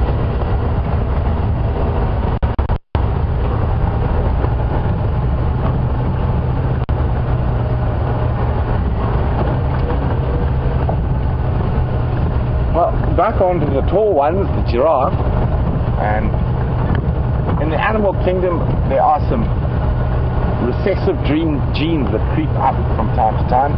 One is called leucism, which is a lack of sort of melanin pigment, and it creates a very white-like appearance on the animal. It is not albinism, which is from albinos. That is something else, but it also is a recessive gene. And the other is called melanism, which is a over creation or stimulation of that melanistic, which is that dark color in animals, a darker sort of shade. And Siberia, who's one of our Zoomies, would like to know, has there ever been a case of a melanistic giraffe? Siberia, I have never ever heard of a melanistic giraffe, but not to say that it hasn't happened, but I have heard of a leucistic giraffe, so lacking color, so they look very pale and white. Albinism is different, because that will be a complete lack of pigment, so even in the skin will be pink, but leucism, there will be still dark skin underneath the fur. So I just need to be on the game drive channel for a second. I just missed an update there. Sorry, Craig, you go again with that, please.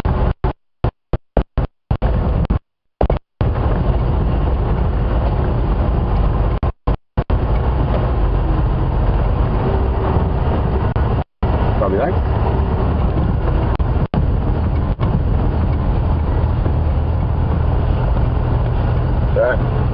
We're approaching Bubbles Hook waterhole, and there's some hoodoo.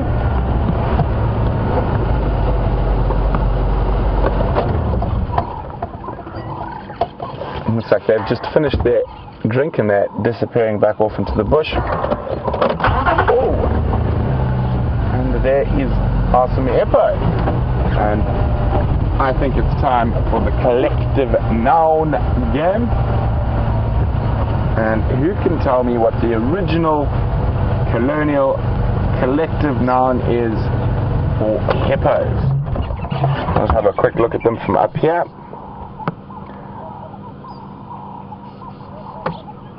One looks like it's got some quite bad scarring from a fight. Let's get down lower so we can have a closer look.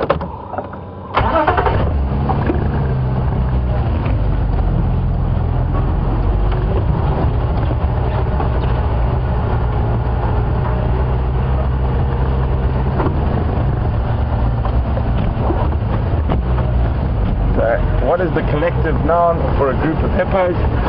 Remember, you can, if you're tech savvy, you can use the hashtag Safari Live on Twitter to send in your answer, or if you'd prefer, you can email us on questions@wildearth.tv. And remember, guys, please tell us where you're from. We love knowing where you're from. Not often you see these guys on the ground, the red-breasted swallows. Normally up in the air. Very pretty birds. Coming down for a drink. One to the left looks like it's drinking there. Actually, it's not drinking. It's collecting mud to build a nest. See how it's collecting that mud? Oh, quick. There you go. The other one's down on the mud there. So they're going to be collecting nice wet mud, and swallows build these incredible clay nests, and that they utilize year after year. So you probably find this lot are just doing repairs onto their nest.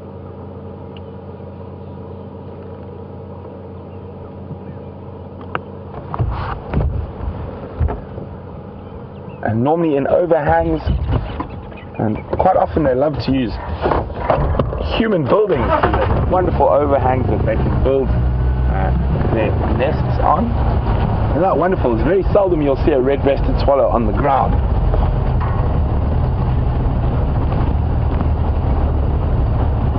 So now we're down at almost eye level with the hippopotami.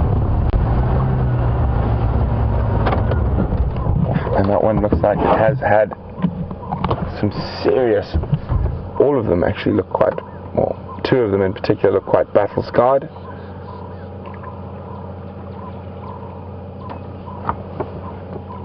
You can see their backs there.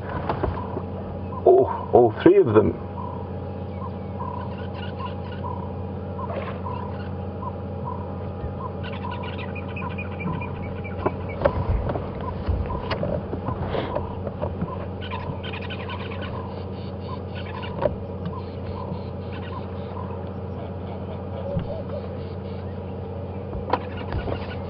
There are four there.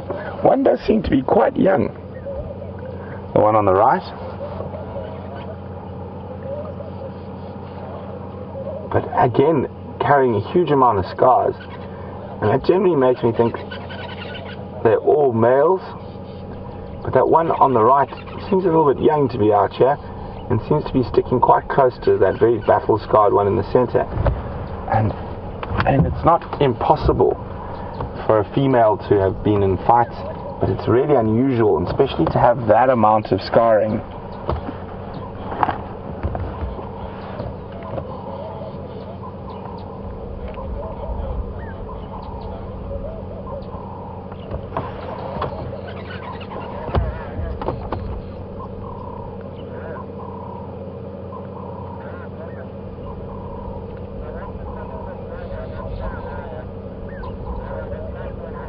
Sorry guys, I'm just getting an update on the radio.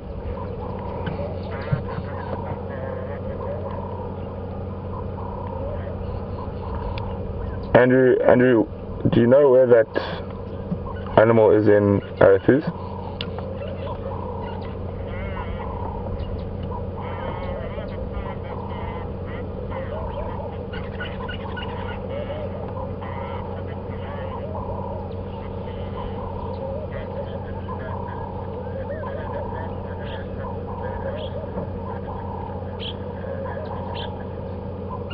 Copy, thanks.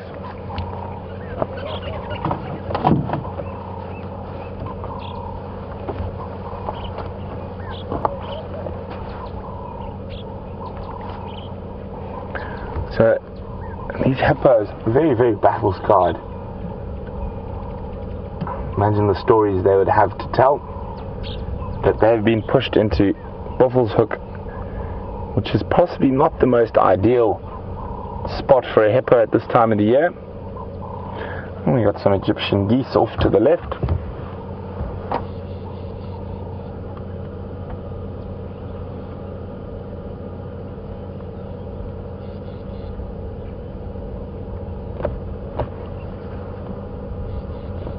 And they haven't had any babies yet, this pair. There's always a possibility their nest got raided by a predator before they were able to. And then we have a blacksmith lapwing.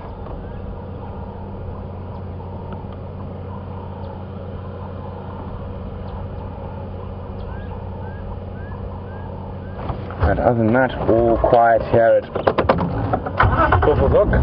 So we're going to move along.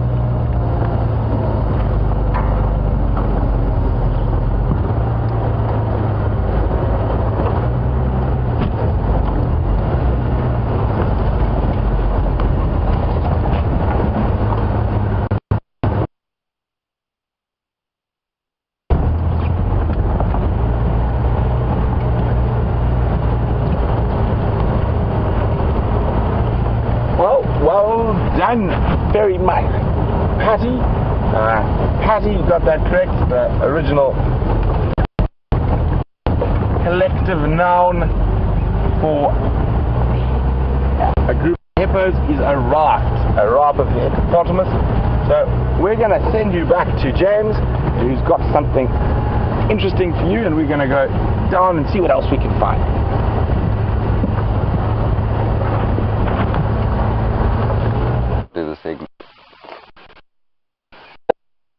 Everyone, I'm sitting amongst a beautiful little patch of plumbago plants, and they are these glorious blue flowers. They come in white as well, and I'm feeling most rejuvenated by the smell of the vegetation all around me and the sight of these marvelous flowers. They are, and if you touch them, your hands come away with a whole lot of sticky stuff on them, and I suspect, I'm actually not sure what that stickiness is. It's either the nectar, or perhaps, let's have a look here. I actually think what it is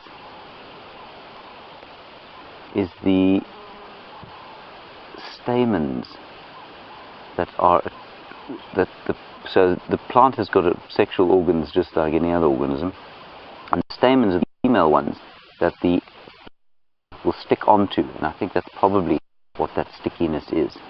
Beautiful, beautiful flower, plumbago. I think you get different kinds of plumbago throughout the world, actually. Right, what we're going to do is move slowly up the Umlulwati drainage line as we speak. We're going to move slowly up the drainage line and see what other wonders we can find ourselves. The other thing to show you before we get into the we might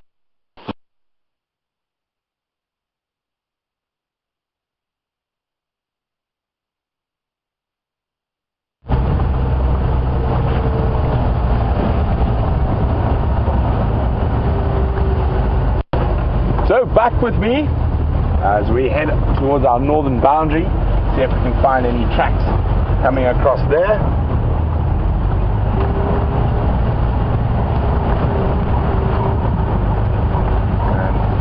And hopefully we can have a little bit of luck.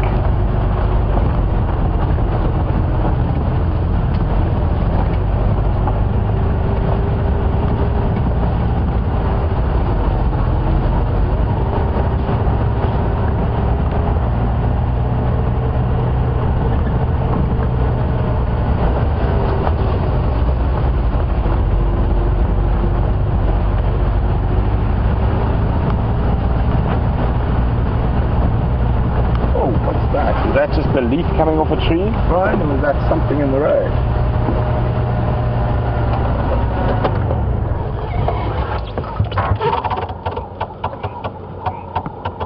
Oh, it's a leaf sticking out off a tree that looks like something in the road.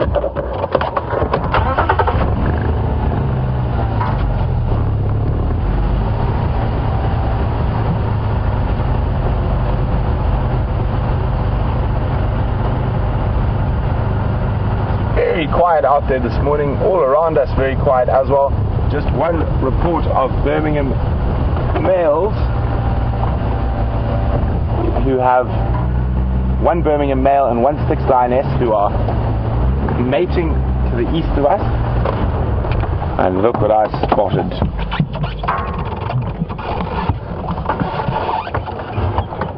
I'm just going to go grab it for everyone.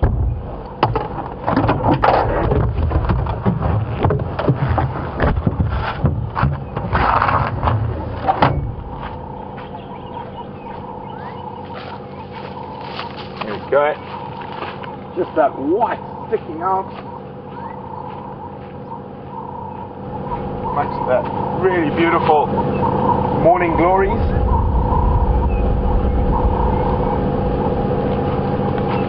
It's a little one. Very old, not smelly at all. So it's so old, all the little armored carapaces had fallen off and you just left with the bone. And that's obviously been exposed to the sun for a very long time. But if we have a look on the bottom, there's still some of the carapaces attached. Very difficult to say what could have killed this tortoise. It hasn't, the shell hasn't been broken, so it's possible lack of water, baby getting stuck trying to move between water holes when there wasn't enough water around. Could have been insects. Ants can kill tortoises and they can be very aggressive. So very interesting. Not sure what happened to this one, but a very nice little shell nonetheless.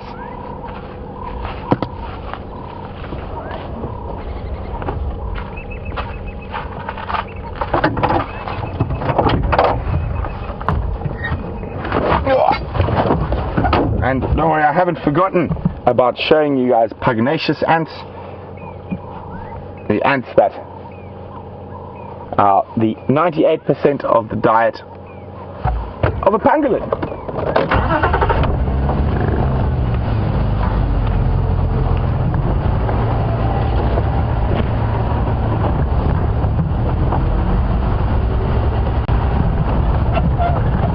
Actually, quite a lovely temperature at the moment.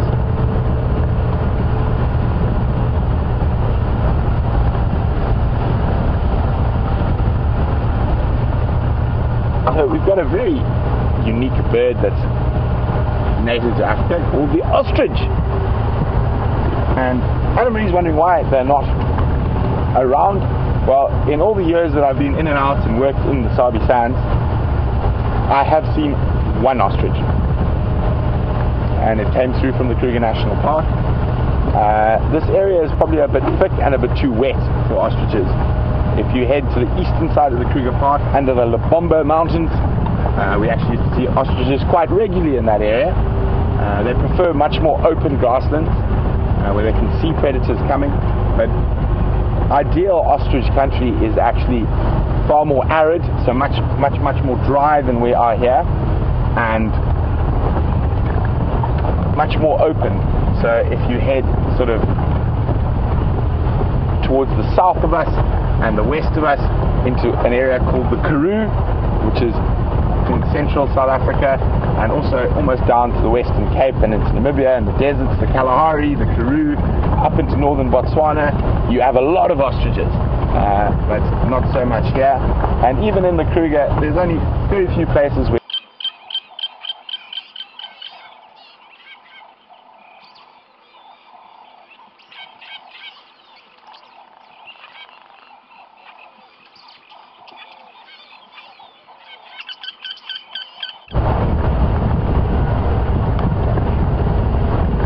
we disappeared there for a few seconds. I was saying about the Karoo and the Kalahari and the Namib. So there's more dry, open areas have a lot more ostriches. But on the topic of ostriches, where in the world is the highest density of ostriches?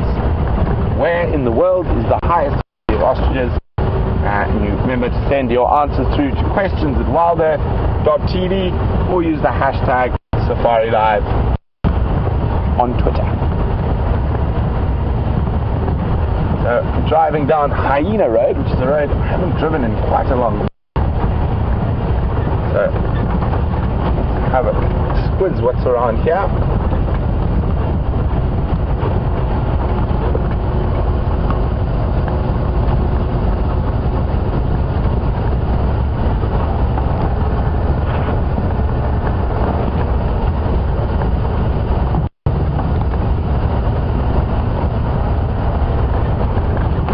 Very strange weather this morning. We're getting bursts of sun and then clouds rolling in, bursts of sun. Brian is convinced it's going to rain today. I think it's going to rain on Saturday.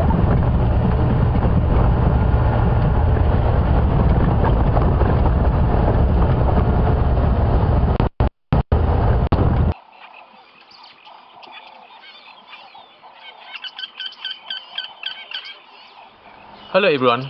Being out in the bush and being out there live has its technical challenges. We're experiencing some of that now and are working on it as fast as possible to get it sorted and get you back on the vehicle with us.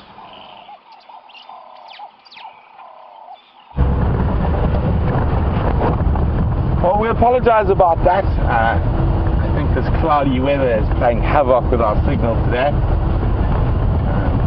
But of course, we live in this incredibly wonderful Kruger National Park, and there's a lot of different animals here. And of course, one of the animals. Oh, hello. One of the animals we have are elephants. There we go. Hello, ellies. Oh, it seems like a very big herd spread through the bush here.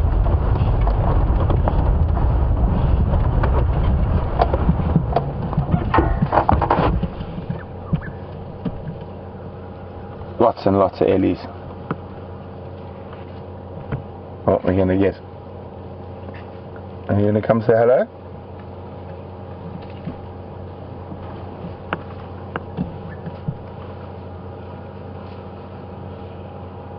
So there's only two, it seems, on this side.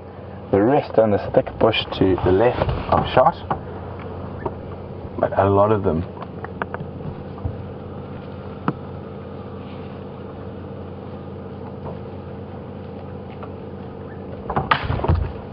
There we go, you can hear the branches breaking.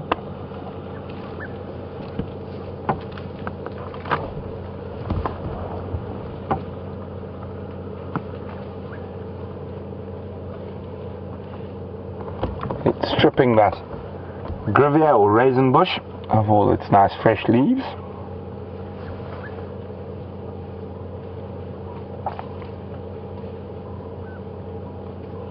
Just try to sneak a little bit closer.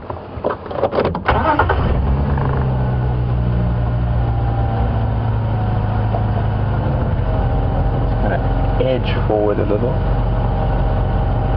Oh yes, you're very big and scary.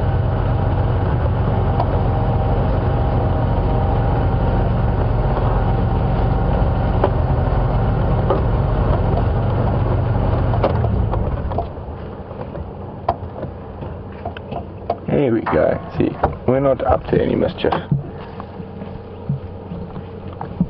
So how you approach elephants is very important to how they react to you. Keep your revs low when you're speaking, keep your voice nice and calm. And you can see now it's more a bit of fun with us than worried about us. Yes, you're very impressive. You can kick dust. Bit of showing off.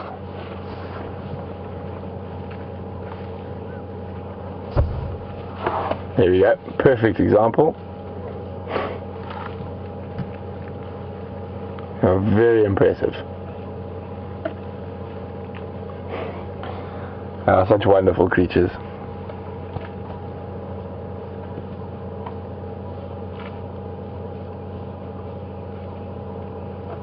So we had a wonderful sighting of that really big ellie bull earlier, and now we're at a nice little breeding herd. Look at that, she's got a tuber,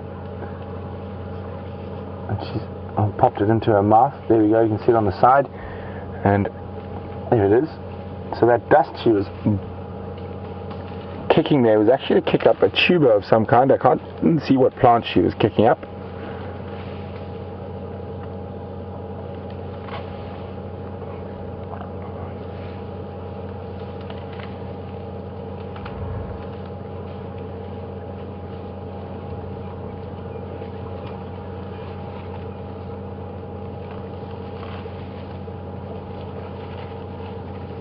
back to the raisin bush.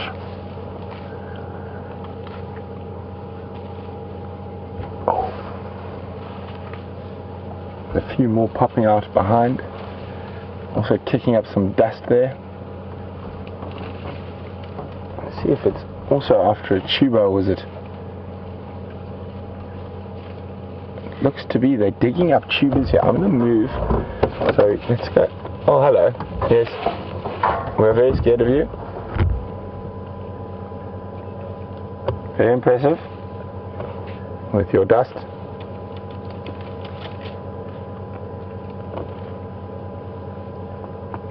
So, because this young one is quite close to the vehicle, I'm not going to start it up just now.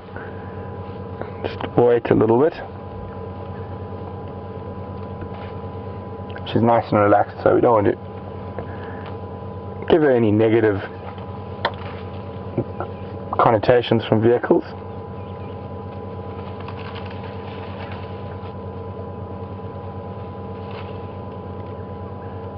Moved on to an acacia, flaky bark acacia, stripping the leaves there now.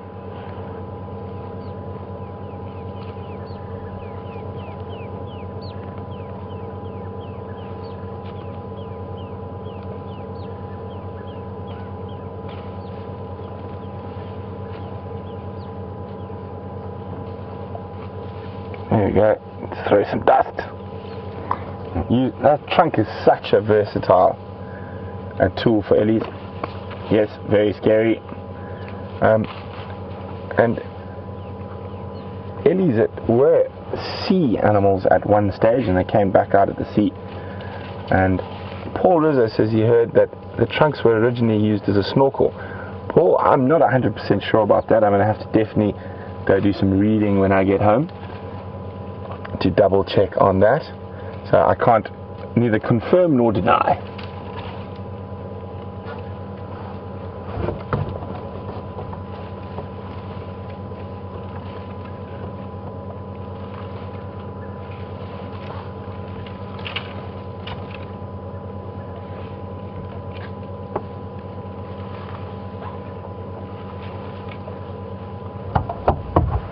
It's amazing all the different wrinkles on ellies. And no elephant has the same set of wrinkles.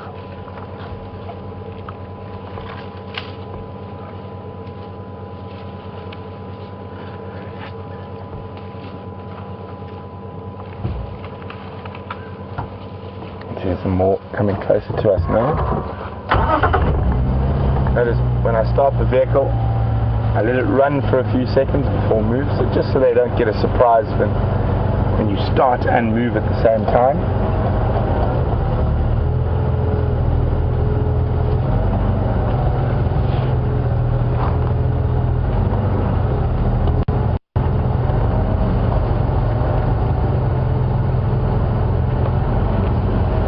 Make sure the others aren't popping out on the road behind us. Yep.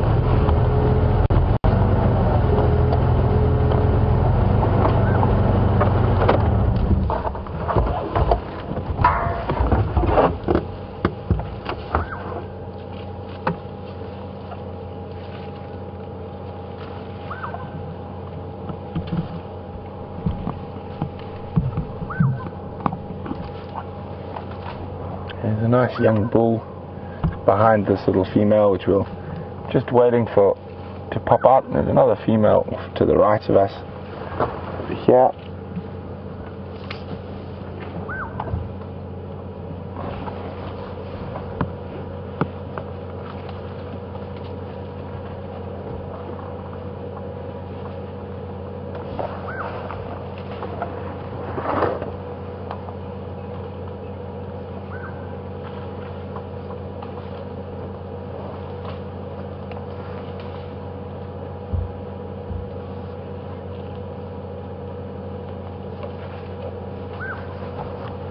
I do thoroughly enjoy spending my time with elephants.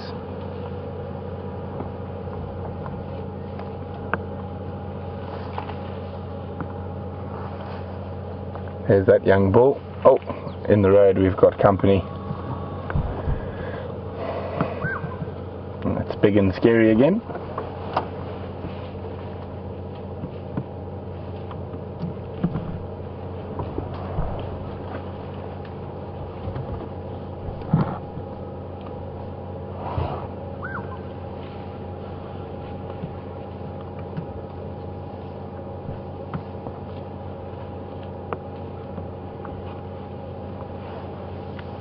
move back a little bit.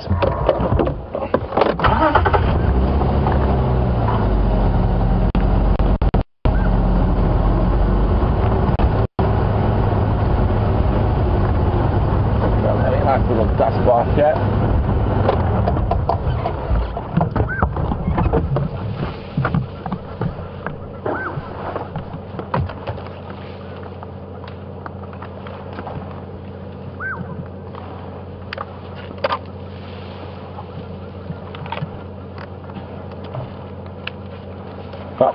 End of dust bath.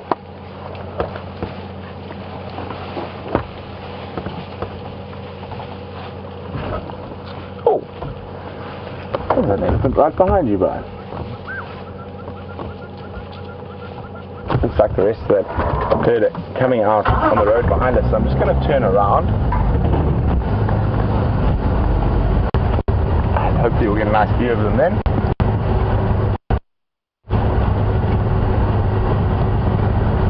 That young bull still hanging around our chair.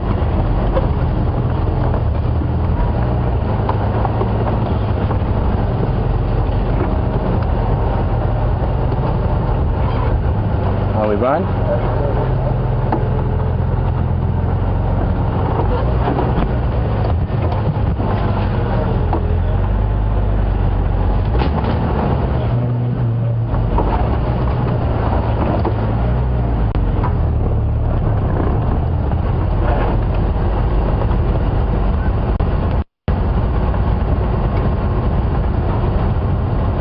Try to get up to the sort of front runners in the group.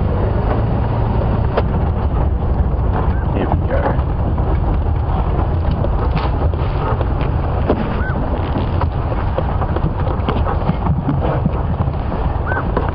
Go forward a little bit more. Let's put more up ahead, and we'll just sit and wait for them to engulf us.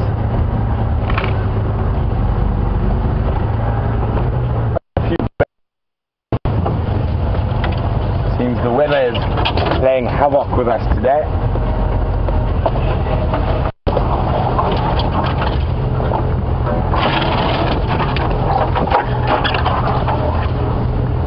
Oh, it looks like there's some tiny ones around here.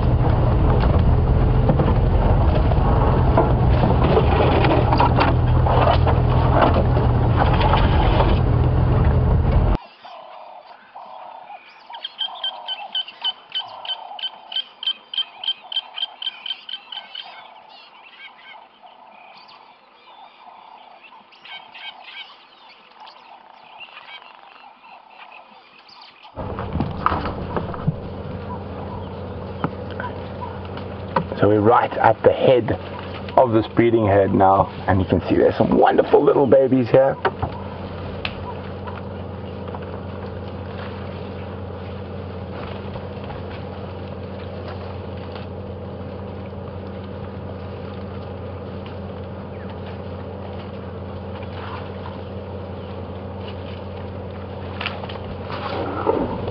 Oh, elephant argument.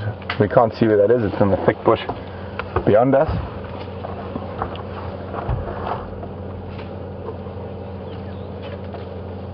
And look at this little guy, still not quite sure how to utilize that trunk, and sticking close to mom.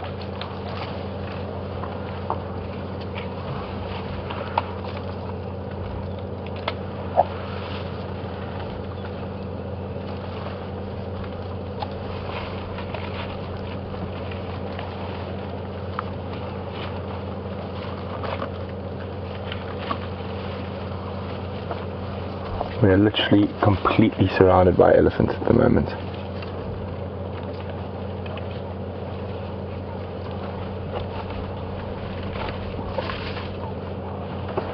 They're behind us, they're in front of us, they're to the side of us.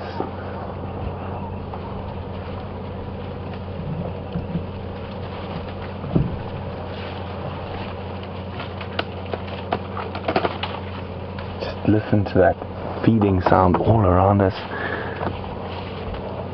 And when you're on foot in the bush, that's what you're listening for, to see where the ellies are, specifically these big breeding herds, because the sound will be spread over a vast area.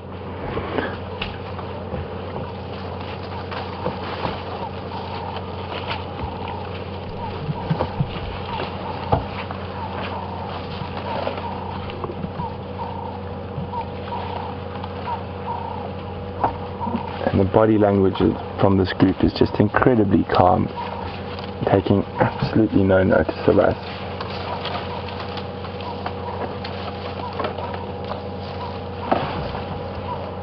So that elephant that's in frame now, its trunk's probably 6 foot from the car.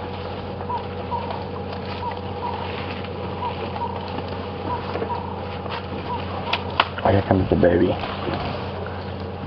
Hello, Mom. Hello, little ones. Oh, isn't that sweet? Oh, the lovely long eyelashes.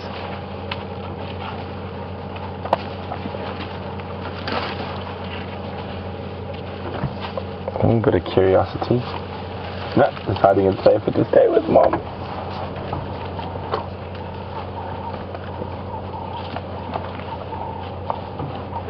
So we actually can't even move if we wanted to at the moment.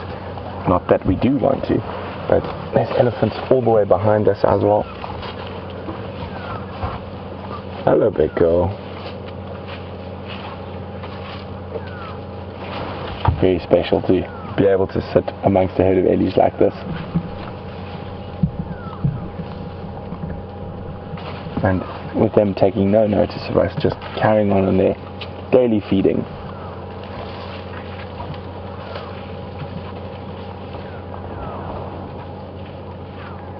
And you can see it's very, very thick bush. That's why I wanted to get ahead of them, because if they went into this bush, I didn't think we were going to be able to follow them.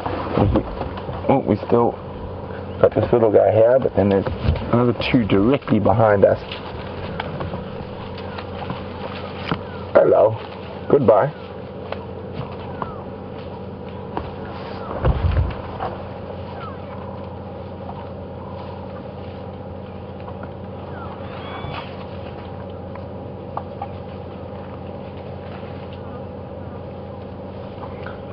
Well, I agree with some of the statements that are being made out there. He does have a sweet little face, and I don't know if he's chubby, and those are comments are from Donna and Lynn. Didn't look too chubby to me, but definitely very sweet little face. Okay, Brian, are we free of elephants behind us? To a degree. To a degree? No, okay, they're far enough. Okay, we're going to try and move. Unfortunately, this is about as far into this block as we can go. There should still be some stragglers maybe up on the road, so we're going to see if we can spend some more time with them. Oh, a bit of an argument between those two. Bit of head butting. No, it seems to be sorted now. Let's try and catch those stragglers before they cross the road into the thick stuff. Are we Brian? Good?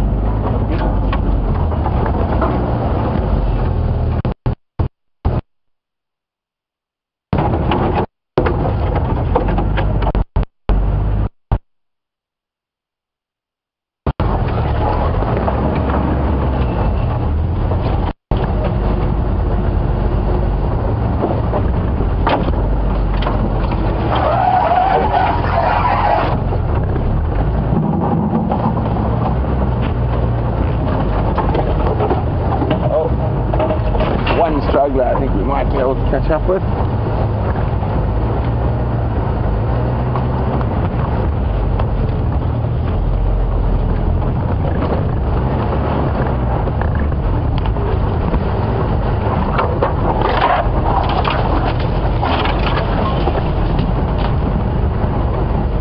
And there's that sun coming out again. Oh, no, this is a massive herd. There's a whole bunch more still coming through. Must be at least 40 elephants in this group.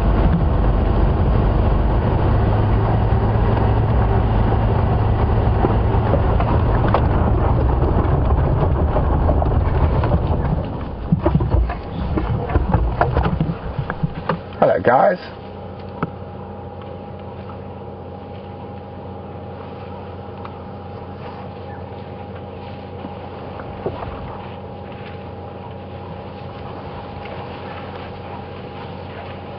Heading following the rest of the herd into those thickets.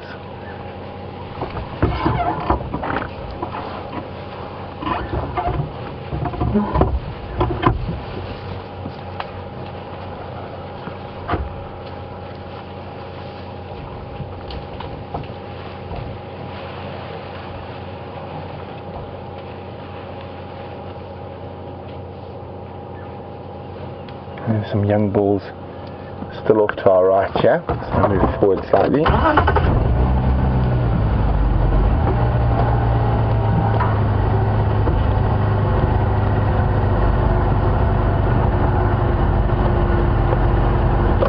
Hello boys, teenagers.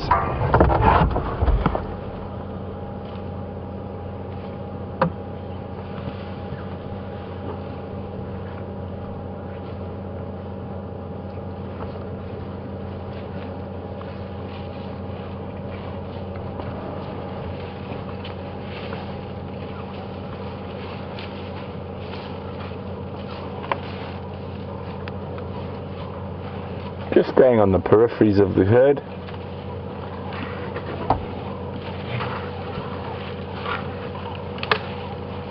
Still not quite ready to leave, Mom.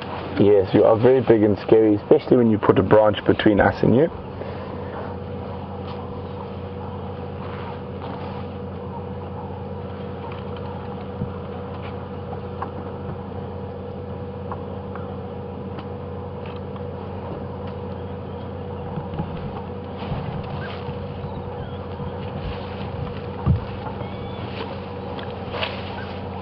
Okay, I'm going to let them move off and we're going to do the same.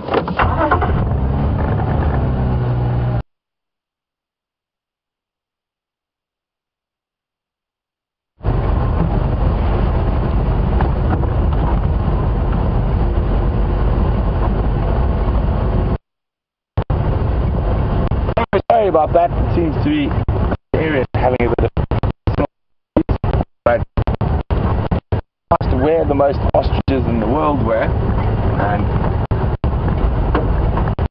a couple of different answers, Botswana and on ostrich farms. Well, ostrich farms is the answer, and you're not going to believe where those ostrich farms are. As far as I know, it was a couple of years ago, but as far as I know, it is still correct. The most ostriches in the world live in Texas on ostrich farms. So that's it. So who thought the most ostriches in the world are in the United States and in the Lone Star State?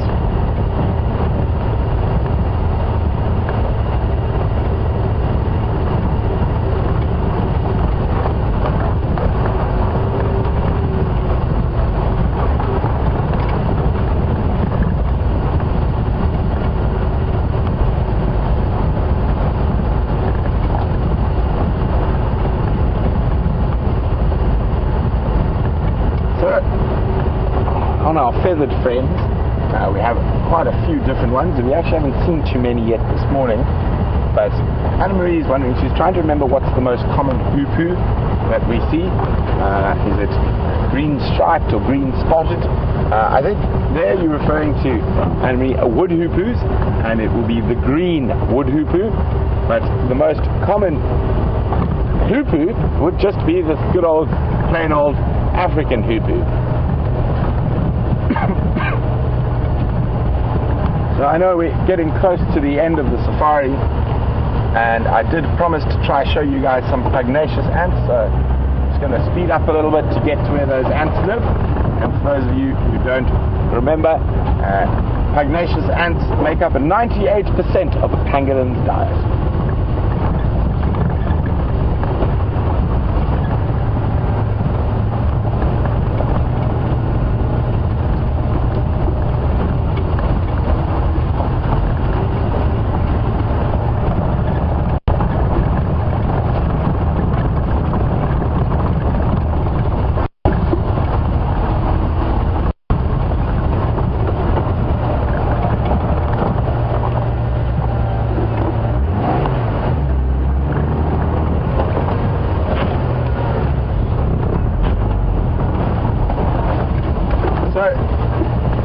obviously we've been doing quite a few bush walks recently, and Naomi, who's from Gauteng, one of the capital provinces of South Africa, the home of Johannesburg and Pretoria, as well as quite a few other little towns, is one.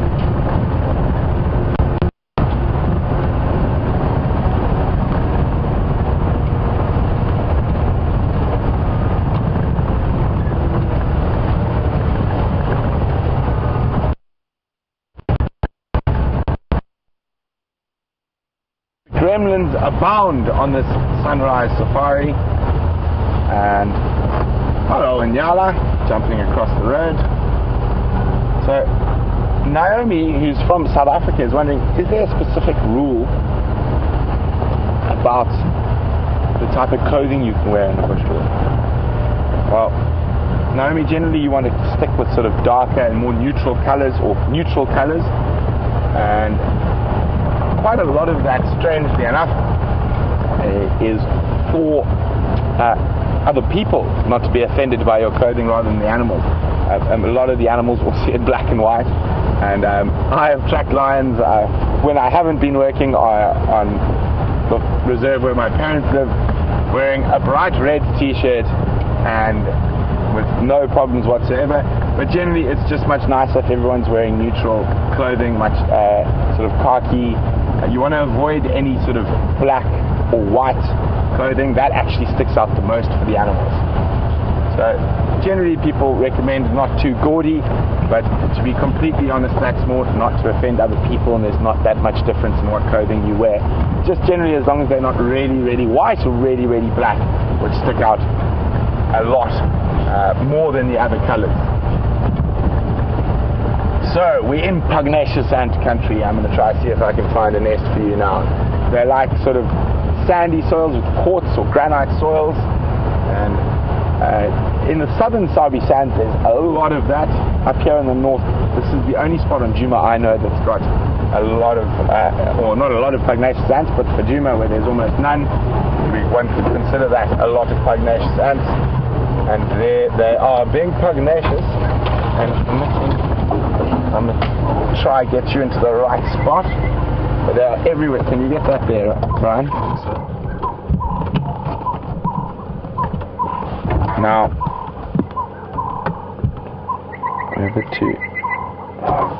I'm a bit too close for the hole. Yeah, okay, let me just move it a tiny bit.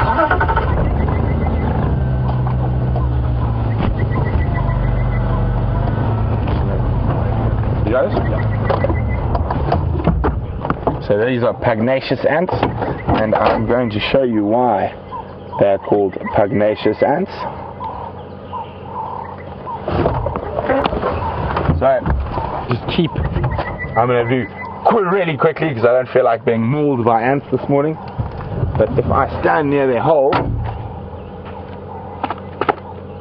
you suddenly see they speed up, and then they start jumping and attacking you. So I'm going to jump myself back into the car. So there we go, pugnacious ants, and you can have a look at them now, how they're running around like mad, trying to find whatever was causing those vibrations. You can see them running around my footprints. Where's he? Where's he? I want to bite him.